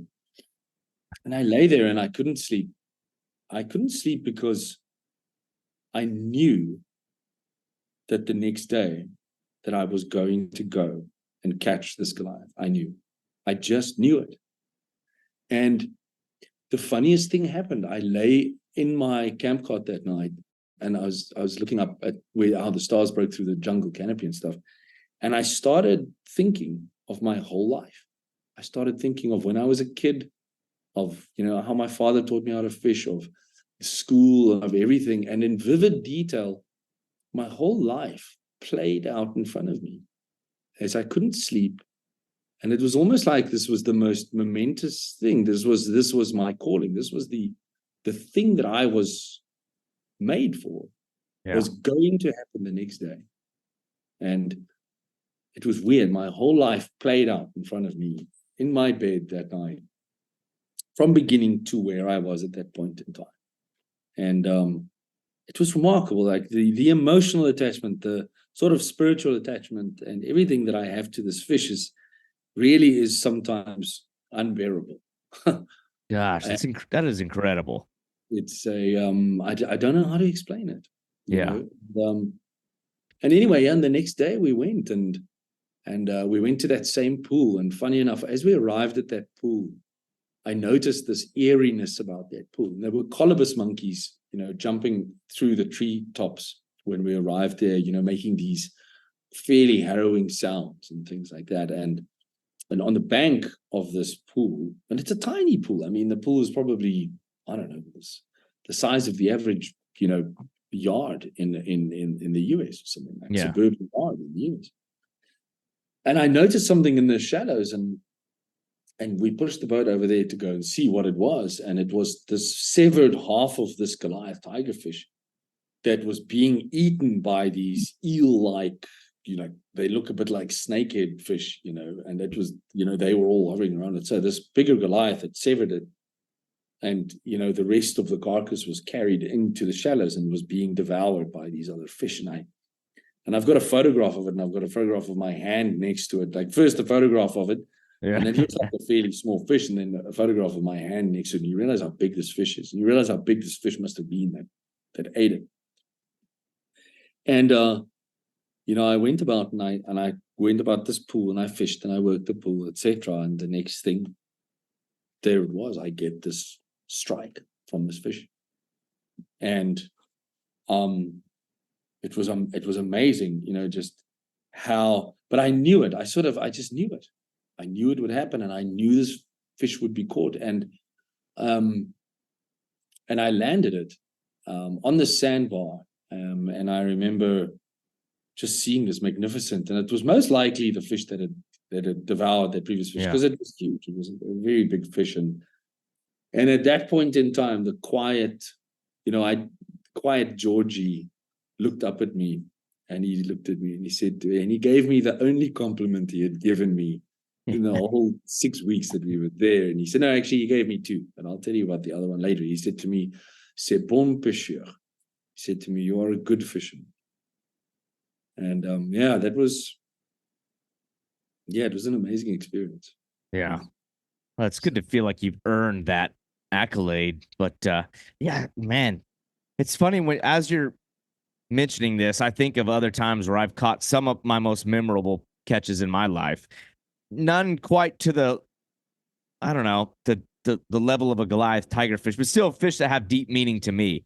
And almost invariably, all of them came just on the other side of some proverbial fork in the road that I'd hit, where there was a very strong option to be like, fuck this, let's call it a day. Like, this not happen. Where there was an opportunity to turn back, and for whatever reason felt compelled to push through. I would say almost every time that that's happened strongly enough, there was always some great fish on the other side of that. Enough so that now it's a good thing, because now I feel like in my own fishing, when I run into those scenarios, I start getting real nervous, because it's like, you remember, I've been in this crux position before, and I remember how it turned out. And someone's like, now I need to be on guard because something's gonna happen. But it's yeah, it's always so much more rewarding when it kind of comes on this opportunity you had to give up or quit, or something got thrown in your path that probably would have sent many another angler packing. Yeah. That's wild. Because I was, I was kind of wondering what your reaction would be. I've had these moments where I caught the fish of a lifetime, and in some of them caused me to scream and shriek. Others caused me to just be almost paralyzed with silence and Yeah. the inability to kind of cope with the magnitude of what had happened. So I was wondering what that fish did to you on that Yeah, bank. it was man, it did change everything, but I'll tell you what else it did. It changed my life to the extent where as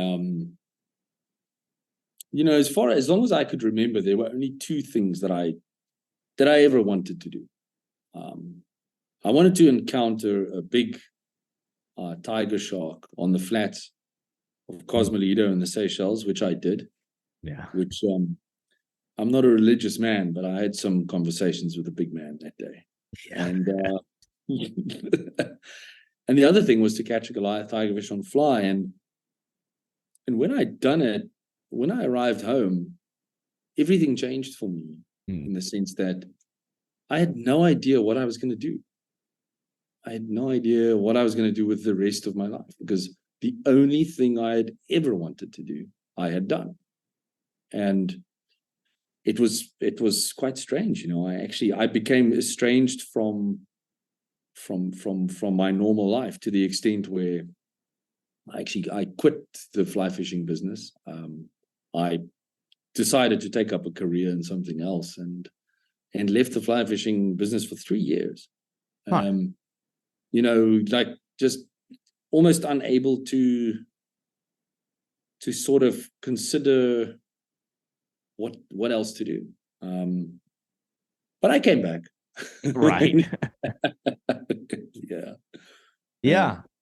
Yeah, I Changed. guess that's interesting. If your whole, I mean, if everything had revolved around this one fish and this one mission, and once you've completed that, there's kind of like, now there's this massive void of all the time and energy and thoughts that you had that were occupied by this fish, or open territory.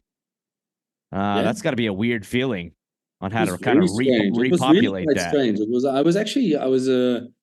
I was sort of I'd lost something, sort of like I'd lost like a reason for being, a reason for doing, kind of thing. It took me a long time to figure out, that I, that I actually needed to go back, because I was quite happy, I mean, for the rest of that trip, I actually caught a few more fish, but I also realized that there were enough glaring eyes around, and the fish, and that place would mean enough for people that they would ultimately try and turn it into something. And so I wasn't completely honest with anybody about how many fish I'd caught that for the rest of that expedition of mine. And I came back and I wrote an article claiming that I'd only caught the one. And it was a few years later that a friend of mine, Ed Gowie, a person that I had met through guiding in Kenya, had contacted me, and he said to me, "So, tell me about this Goliath, and tell me about where you went, and so forth." And I sort of, told him the truth about what I'd really found there, about how good it was, and he said, "Well, look, I mean, he's got someone that wants to pay an incredible sum of money to go and catch this thing, and he wants to know if we can do it." And I said to him, "Listen, if you can do it, if you can get us back in there, and I mean, I'll give you all the details, etc." I said to him, I'll go do it with you. Yeah. and it didn't take, there's one thing about Ed Gowie that you have to say is that man can move mountains when it comes to logistics and organizing things in Africa. I don't think there's anybody like him. And within a record period of time, I think everybody was, even the people on the ground in the Jinko, I think everybody in the CAR, everybody around, like who's ever known anything about logistics in that country, were flabbergasted as to how efficient and how well Ed went about to plan our return, from getting boats with proper motors and everything, and getting containers shipped from Mombasa around Africa into Douala, from Douala into Bangui, from Bangui with a UN convoy through 17 rebel posts to the doorstep of the Jinko, etc. Gosh. All arrived. And it was a remarkable feat by him. And so in 2019 we returned, and we returned, properly geared, like I said, with all of the right equipment and so forth. And we went with this naturalist Thierry Abishir, and we went with another well-known explorer, National Geographic explorer, a guy by the name of Mike Fay, who's traversed the Gabonese jungle barefoot with pygmies and things like that. Quite an amazing man. And the four of us, including somebody from the Department of Forestry and Environment from the CAR, we embarked on this massive transect of the Chinko River and of the Volvador River, which is another river that has its confluence in there. And we traversed, in another 6 or 7 week expedition, we traversed about 200 miles of river. Wow. Which was, and what we found was just breathtaking. We did the Chinko finally opened up to us and the potential of it. But a very interesting thing happened, when we embarked on this trip, and we started, fishing down, and you could see how the people that had fished for tigerfish, before, sort of went about immediately fishing like this and fishing like that, etc. And I don't know what happened, but I was on the boat, and I was sort of in places, rowing the boat and stuff. And I was sort of guiding them, to try and have them also catch a Goliath. Yeah. And, I could always say, like, all of these places that you would look for this fish, if you didn't know what to look for, there were all these places, and they all fished there, and then they would fish here, and then they would fish there. And I didn't touch a rod, and we just went down the river day by day for about, I think it was about 4 days into the first expedition, 5 days into the first expedition, or our return expedition. And the one day we get to this pool, and I look and I say, here, this is where we have to fish. And they sort of look at me, and I remember looking at Mike saying, okay, Mike, because he was on the other boat. I said, here, try this pool. Mm-hmm. And for some reason, I don't know what happened, but Mike started, messing around with flies and retying stuff, etc. And, yeah. Ed's standing there, and he says, well, you do it. And I said, okay, right. And I pick up my rod, and 3 casts later, a Goliath comes up, and I see it come up behind my fly, eats my fly.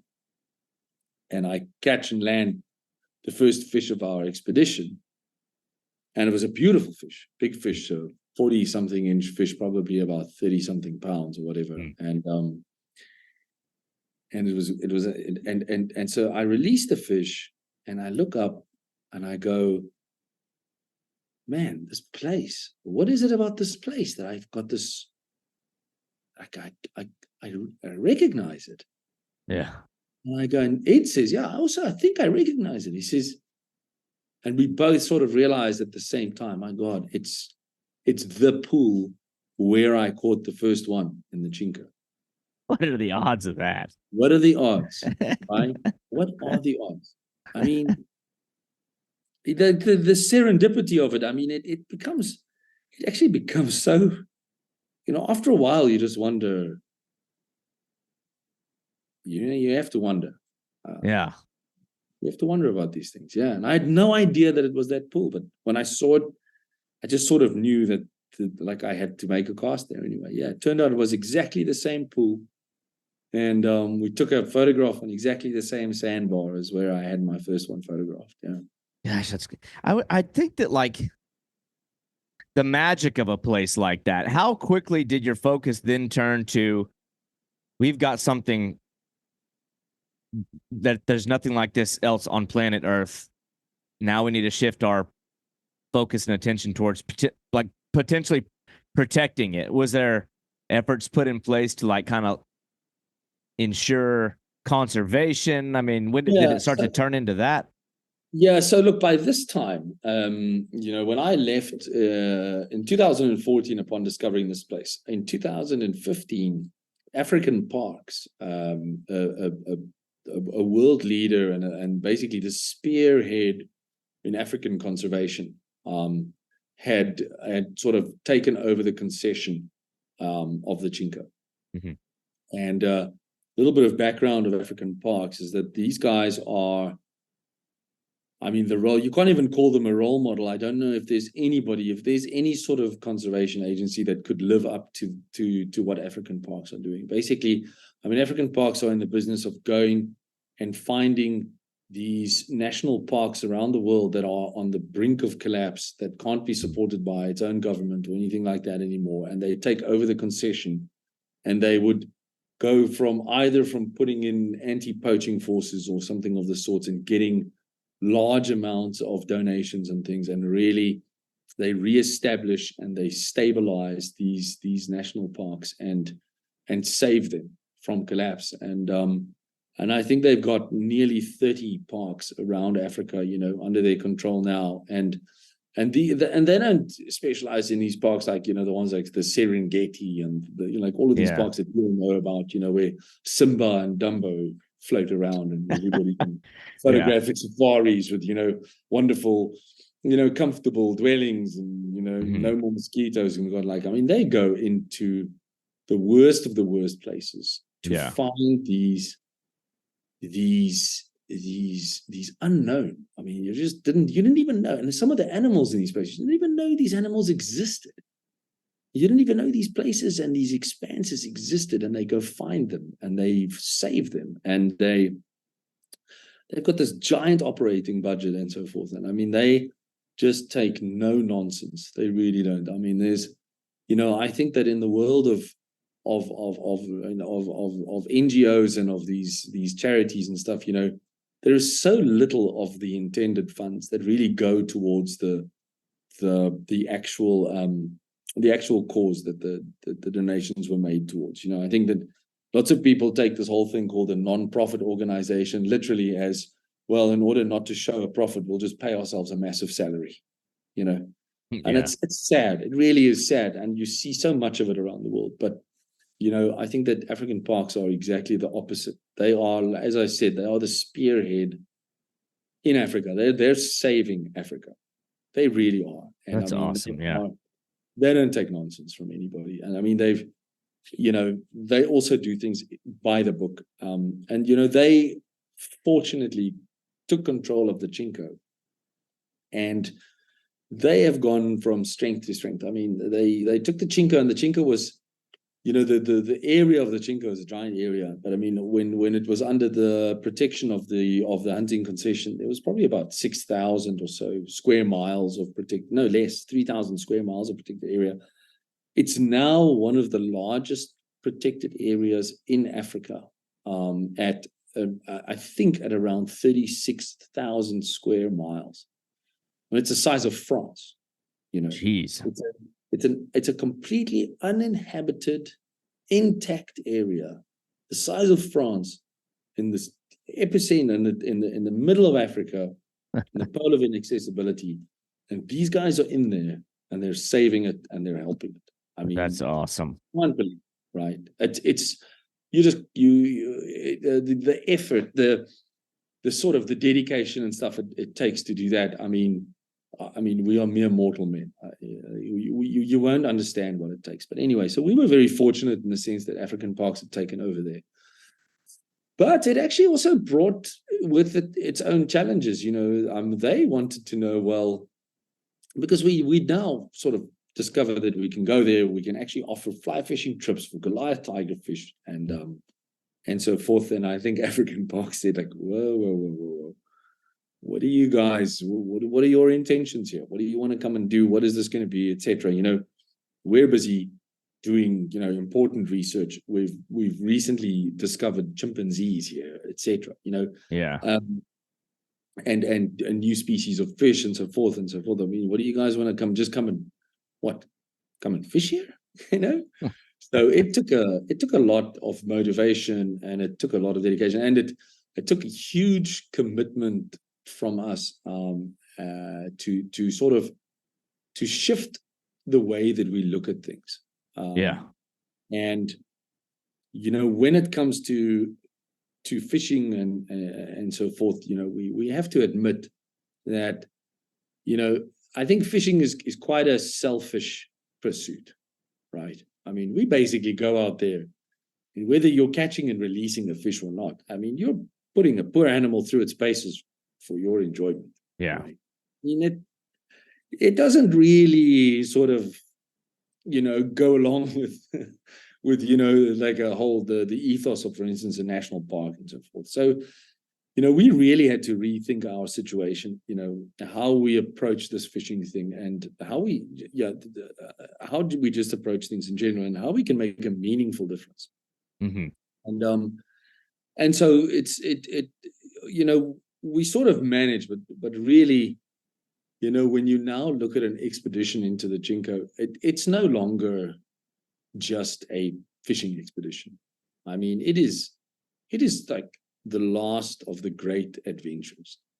I mean, you go in there and you are able to see something that you never would have seen in your life, whether it be species of animals, whether it be fauna and flora, whether it be the protected area and so forth. I mean, whether it could be even the human effort of sort of protecting this place. And so you realize that your ambition of coming and catching a fish is so small in comparison to what really is happening and going on there.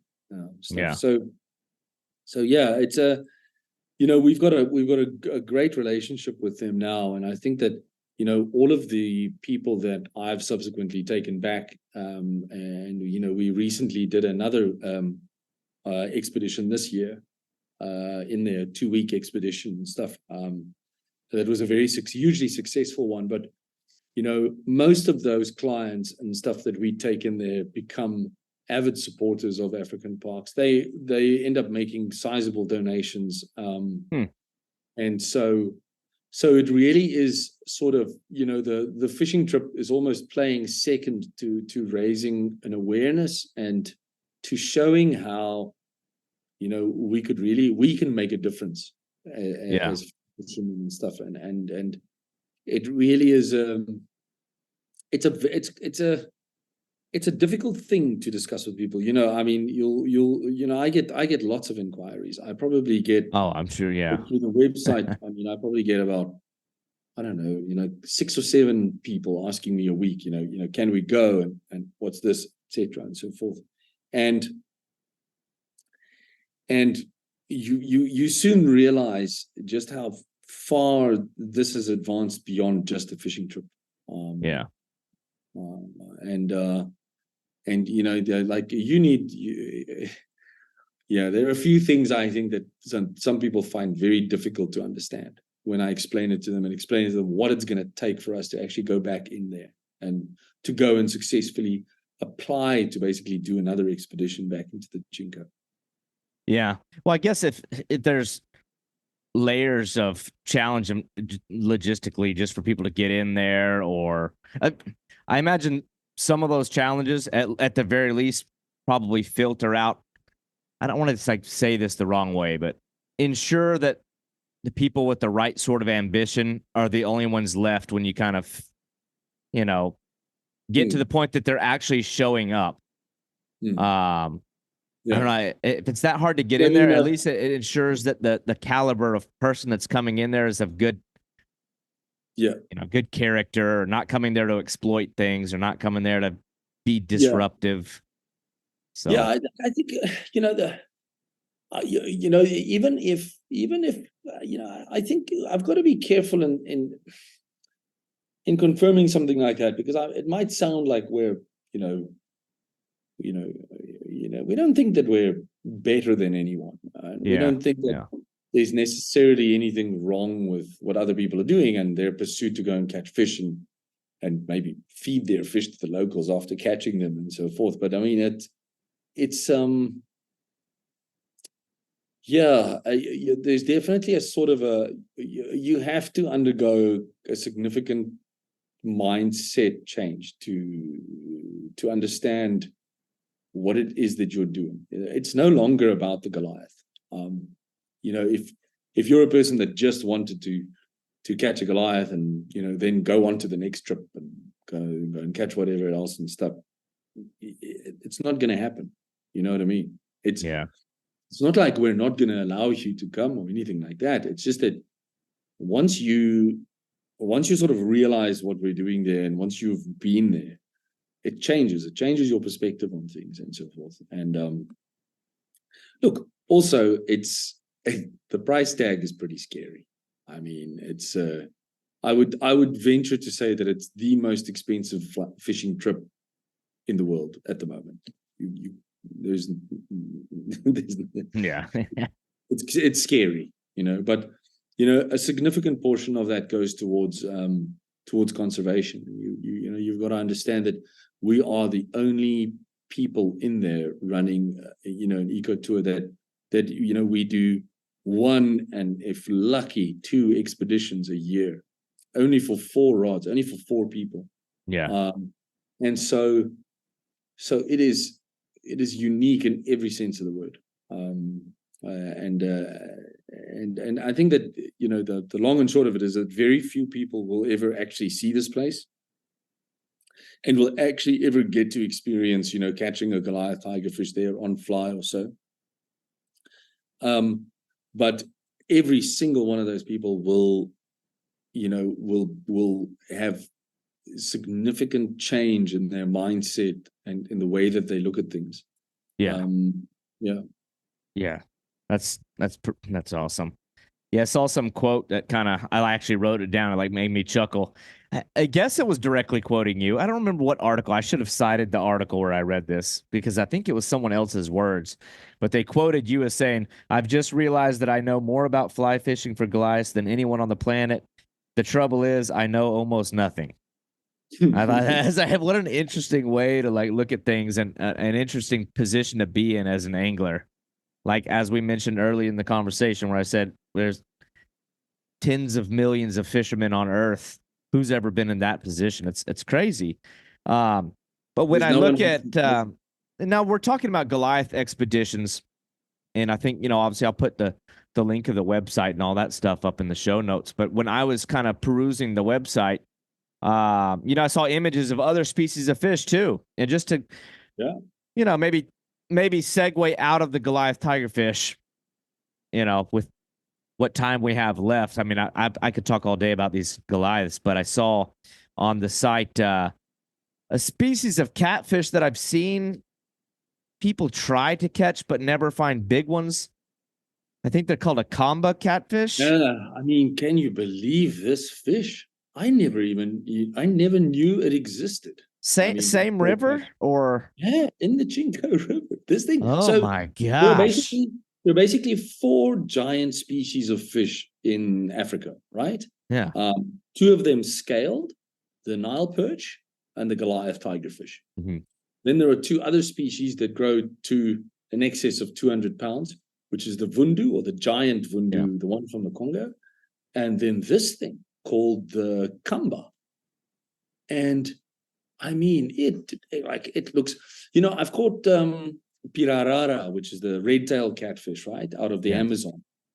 And so the kamba looks like this thing, right? It's got the same armor-plated head. It's got the same, very robust body and stuff. Not the same color. It's got the same color as a piraiba, right? Yeah. But but it's got this completely the antithesis of a catfish shape from Africa. It's got like an Amazonian catfish, and it also squeaks the way that a pirarara, that the red-tailed catfish does. You know, and I think I've sort of, I think they do it with their pectoral fins. I do too, yeah, because we caught those in... It squeaks like pigs, right? You catch this thing that goes, yeah, and you go like, wow, what's that? Yeah. And it does exactly that.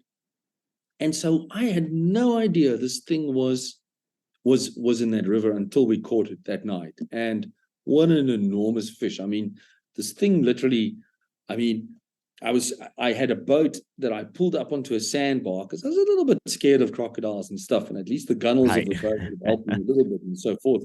And the next thing, I hook this fish. I can't see anything. I don't fish at night. There's a joke made in that video about me not fishing at night.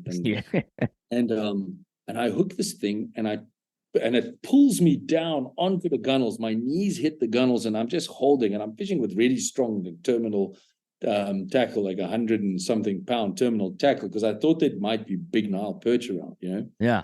And the next thing, it pulls so hard that it pulls the boat off the sandbar.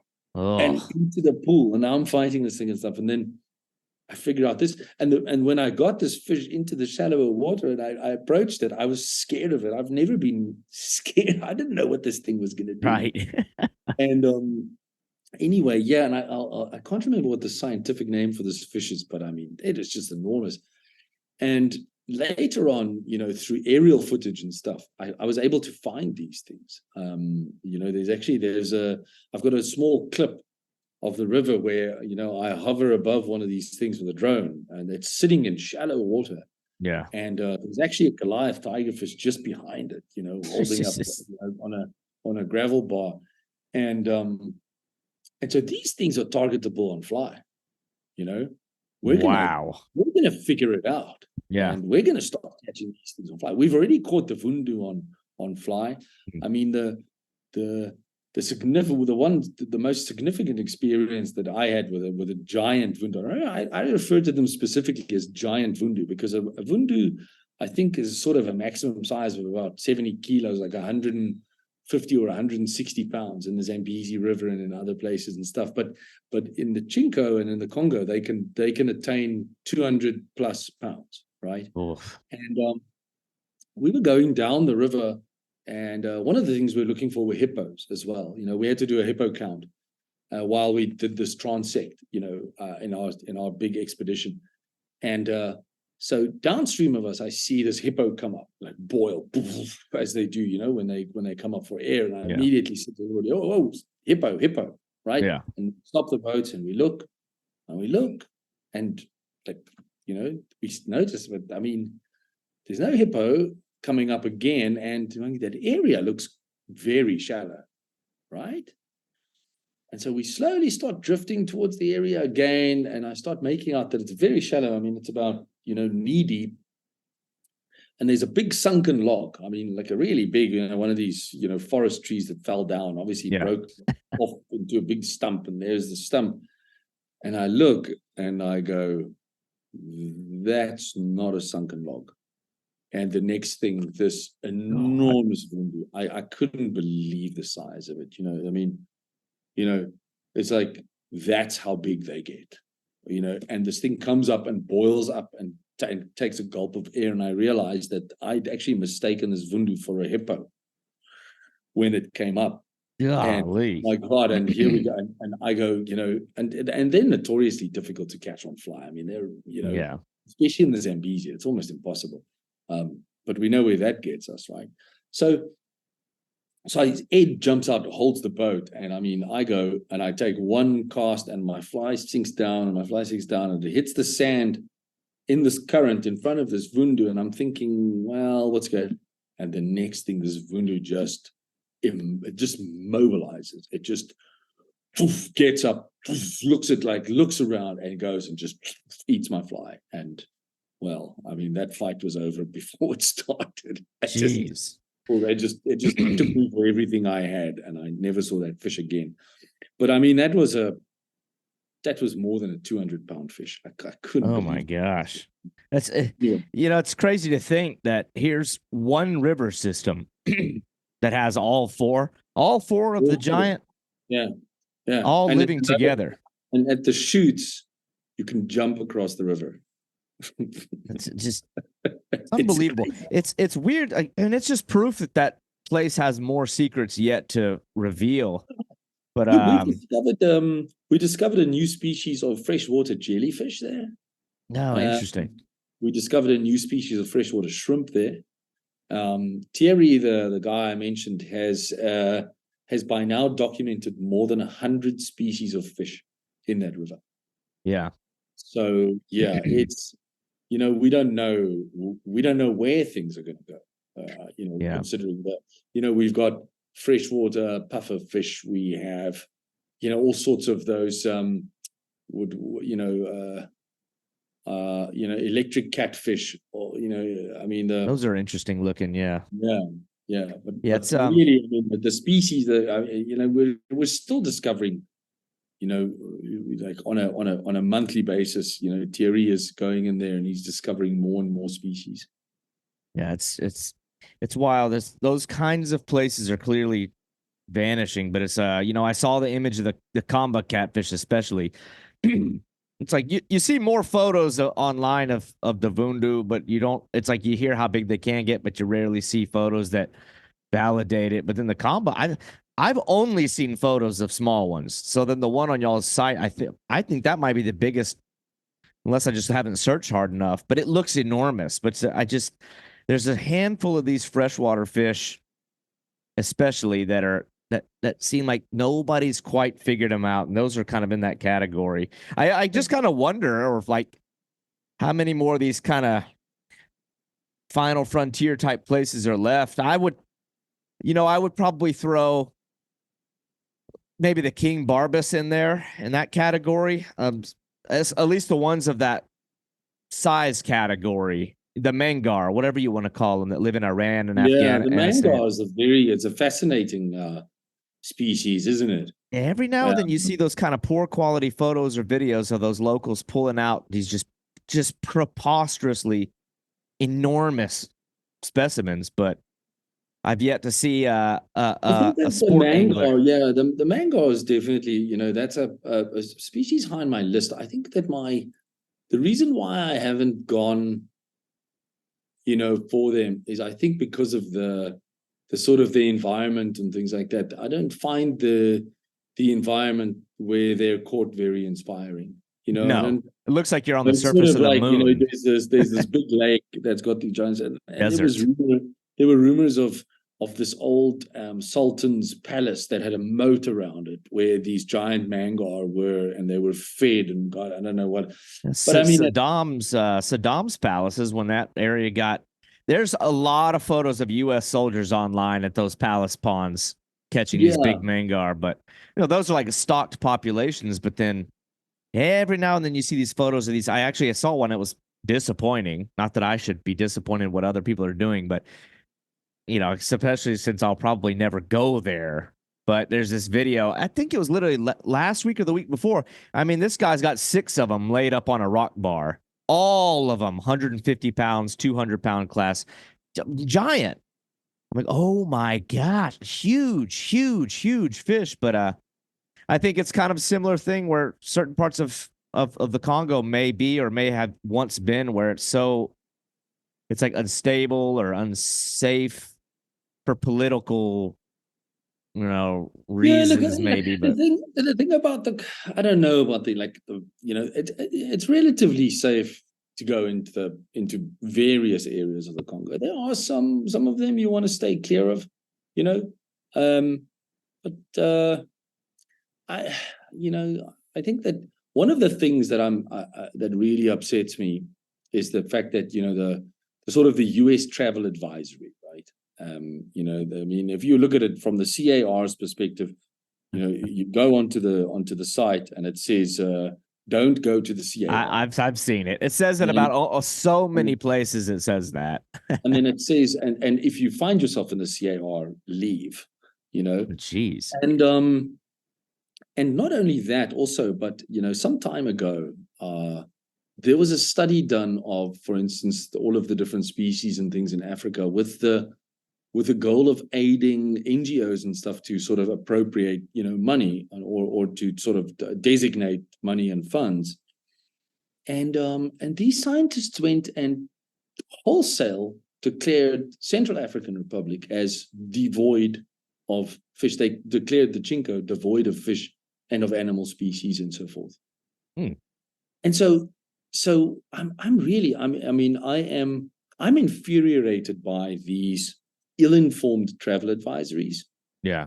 That are basically taking a country like the CAR that is now, it's rising up from this violent past from more than a decade ago, and it's desperate for the sort of attention that these sort of countries need from a tourism perspective, from an investment perspective, and so forth.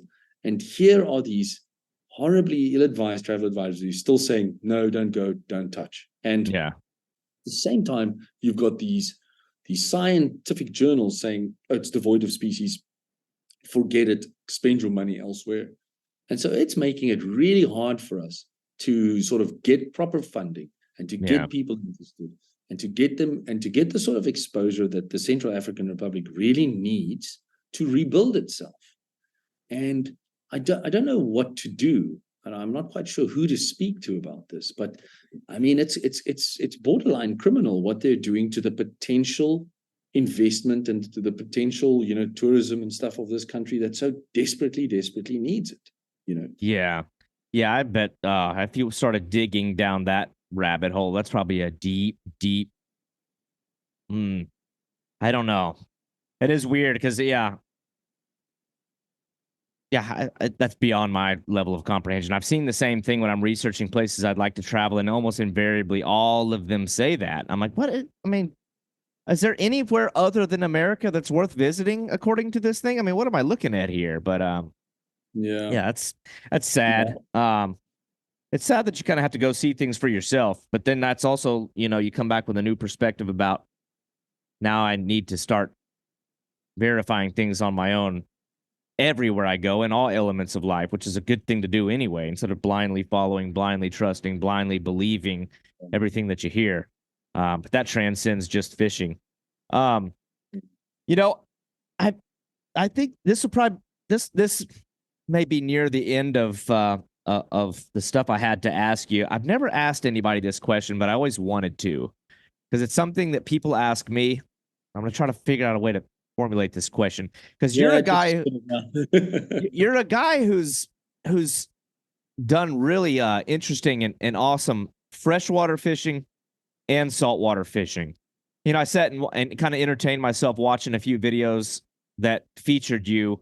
One such video, I think you were in Argentina, and you're like running along the bank, and you dive in the water after a capybara. I'm like, this is a wild guy here, which was a very unique looking. That was a interesting area. I don't want to go down the rabbit hole necessarily and open up eat up more of your time, but I looked at that area. I'm like, it looks like at first the opening part of that video, I thought you were in the Everglades, just the marshy area.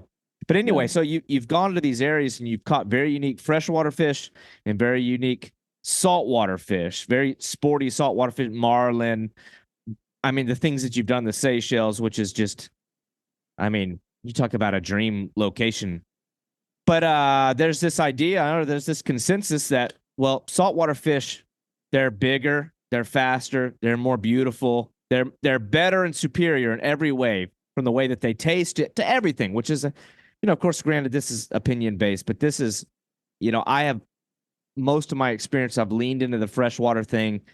I have my own personal reasons for that, I think. But people always ask me, well, why do you do so much? If you're going to travel, why aren't you doing more saltwater fishing?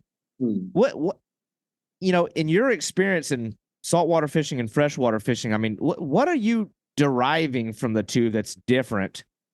Because I think that you get a different, obviously uniquely different experience, and you come away with different takeaways from both. But I don't know, for you, the things that drive you to go catch tarpon, I imagine are different than the things that would drive you to go somewhere to Yeah, catch I, golden I I dorado. I get it, and I often think of it. People ask me what is my preference, and I think that you've listed all of my preferences as well. From a saltwater fishing perspective, the environment. I mean, it's pina coladas under palm trees, Yeah. with these beautiful silver fish that not that a tarpon tastes good, but anything Mm. else, tastes great. Sashimi right there. I mean, wonderful weather. Beautiful colors, reefs, interesting speed. I mean, yeah, saltwater fishing or fly fishing is definitely. I mean, it is a preference. It's my preference. But I there are no Goliath tigerfish in the salt. Yeah. So I think I think maybe that's also what I really just why that fish inspired me so much is because I definitely have a preference for the salt. But this fish, this one it tops it. It tops Yeah. all of the kind of thing. Mm. It is it um just from how mysterious it is, the area in which it is, the fact that I'm from Africa and that I love Africa so much, and that it's so unexplored. I mean, tell me what's unexplored about a tarpon and about a blue marlin Yeah. and about all of these fish. I mean, is there actually anything unexplored? Sure, the Marinero Trench and those places are unexplored, but I mean, we've seen footage from submarines go down there. Nothing down there really interests me. There's nothing to be found. There's nothing that I can go and experience there. There might be one or two atolls in the world that are not kind of as well documented as others. But honestly, what am I going to go and discover in the salt? I don't think there's anything. I went Yeah. to a bunch of places. I've been to the infamous Bassas de India, which is in the Mozambique Channel, which is really, really difficult to go to and a treacherous atoll to go to. Obviously we explored the Seychelles and some of the more unfished atolls and reefs and atolls of the Seychelles. And I've got my radar. There are one or two places on my radar, and so that I'd still like to go and see or try and explore. But I'm not hopeful of finding something new, if you know what I Yeah. mean. The nice thing about that, I think that fresh water offers us, especially in the unexplored, cavities of Central Africa and even in the Amazon and in places like that, is that there are truly things left to explore. Yeah. Places to farm and so forth. Most of your great discoveries like Tamani for the Dorado, and like places like the Tugur for the Taiman and things like that. These are some of the more recent findings and things that we found, and like we're talking about the mangar. And so there's somebody maybe like me that has got his heart set on finding that place where the mangar is and lives, and I see now they now have Himalayan adventures and stuff have got these trips going into Bhutan for the golden moss here, Yeah. things like that. So I think that's it. I think maybe the one thing that fresh has over the salt is unexplored spaces. Yeah. Which is weird to think given how vast the oceans are. I don't know. I mean, I guess the best answer is enjoy both of them. I Yeah, mean, you can have different reasons, but yeah, what I've always tried to tell people is like I tend to favor the large and the unique freshwater fish, which just seem to be less and less over time. But it's also like when you think about the ocean, there's an expectation even among people who have nothing to do with fishing that's where the sea monsters live. It's like it's not out of the realm of the imagination that something unique lives in the ocean. But that's not as much the case with freshwater. So in some weird regard, a fish like an alligator gar is just seems more, I don't know. That's when I try to articulate this to people, that's what I try to say. I'm like, we drink fresh water. We interact with fresh water. It's familiar to us. So the idea that something nightmarish like a Goliath tigerfish is in such proximity to where we live and the things that we interact with is not, it's, I don't know. It's, we don't think about that. It's different. It's, I don't know. It's, I think you're so. not really too surprised by seeing something with big sharp teeth living in the ocean, but when it's in the river down the street, or it's a river that's adjacent to where a community or a tribe or a whatever lives, it's like, whoa, that's different. That's unique. But yeah, it's an interesting topic. The best answer though, I love saltwater fishing too. The real answer is maybe it's just an issue of accessibility. I got to get my funds together and get myself a boat or something like that. But anyway, man. Well, Francois, I've eaten up more than 2 hours of your time.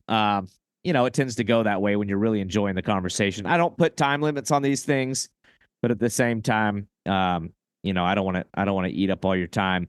I guess you've done a lot, and I wanted to talk about some of your photography, but you know, people can go see that. I tell you, I really appreciate and admire somebody that has a real knack for the art of photography, and some of the images that you take. What I love aren't just the photos of the fish. Like you've done a great job in all the socials and things that you have, videos, socials of capturing everything that's around you. But where can, I guess that where I would end is like, where can people see some of the stuff that you do, whether it be the Goliath Expeditions, maybe a website. I don't know if y'all do YouTube, any of the Instagram pages. I do. I've got a YouTube channel where, you know, I've just got about 6 or so videos that I sort of compiled of some of the places that I've been, you know, Russian salmon and, you know, GTs in the South African surf and like the Goliath tigerfish. I mean, there's a small little sort of teaser on that. And then you know, Goliath Expeditions is solely dedicated to the Goliath tigerfish. I mean, I do have my Instagram, Franbo fly fishing, which I'm sure you've seen. I don't know if you'll include a link in the podcast. Yep. You know, that's got a reasonably a good library and so forth of my photographs and things. But I haven't really got a place that showcased, you know, this or what you've just mentioned. You know, the extras. You know, all of the beautiful landscape photography and things like that. You know, I've written numerous articles for magazines over the years that also tried to capture that. I've also managed quite a few lodges and things as social medias, and you know, they've got a lot of my stuff on social media. Not necessarily the easiest to find, but it's a good point. You know, I should perhaps, you know, make some of my photography more accessible. Well, I'll caution people, if you Google Francois Botha, you might just find a bunch of old Mike Tyson boxing clips. Yeah. So I was like, wait a minute. Yeah, I knew that name sounded familiar. Well, yeah, he was our biggest export with my name. Type in fishing afterwards, and you'll be fine. I imagine. I guess that's probably what's got you in Mexico right now. You're in Mexico right now, right? Yeah, is that Palometa Club? I don't know if I'm saying that right. So I saw that. I saw that you do that in Ascension Bay. So we're the sort of premier permit fishing destination in the world. And Mexico, currently residing here with my wife. Her and I manage the Palometa Club, and you know, we're also a fantastic tarpon fishery as well. Yeah, and an amazing place. I live in a small town called Punta Alen in the Sian Khan Biosphere Reserve, and it really is it's a remarkable place. And you know, I now am feasting on the saltwater fishing and, you know, catching basically big tarpon and permit all on, you know, this year my big thing is to try and get a big permit and a big tarpon on my paddleboard. I love fishing from a paddleboard. it actually offers a significant additional challenge other than On a paddleboard, yeah. other than just trying to catch a permit or a tarpon. To also have to maneuver this boat and to also have to the physical exertion to try and get somewhere. And you're just a little south of Tulum, right?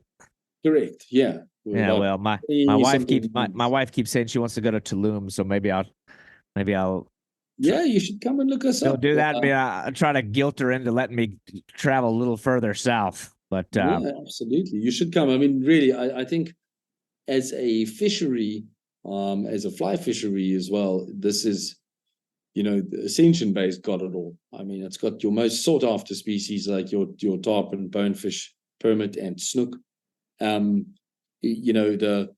The fishery is beautifully intact. Our tarpon, our migratory tarpon, are still high, happy, and hungry. I mean, yeah, they'll eat your phone if you could put a hook through it. Yeah. So, and we've got, we see hundreds and hundreds of permit each day. Whether you can make one eat is a different story. Well, I'm not the most polished fly angler, unfortunately. It's another skill in my arsenal that I've allowed to get rusty, but I need to brush that off and maybe try to catch something a little easier first and work my way up to something like that. But yeah, man, Francois, I thoroughly enjoyed this conversation. Yeah, thank you very much. I really enjoyed it too. It's a trip down memory lane for me. Yeah, well, it's inspiring for me because, as I said, it's a species of fish that I don't know, it's kind of blocked out any space for other stuff at the time being, and I don't know what avenue that I'll go necessarily to catch one, but it's one I hope to make happen. If things stay on course, potentially in the next year or two, but we'll see how that plays out. I've got some interesting ideas for you. We can chat about. Yeah, we can bounce ideas off record. I would love that because I'm sure you have a lot of inside information. It's, as you know, very hard to find much data points on that species of fish or locations. But anyway, Francois, man, I thoroughly enjoyed it, and yeah, let's stay in touch off the record.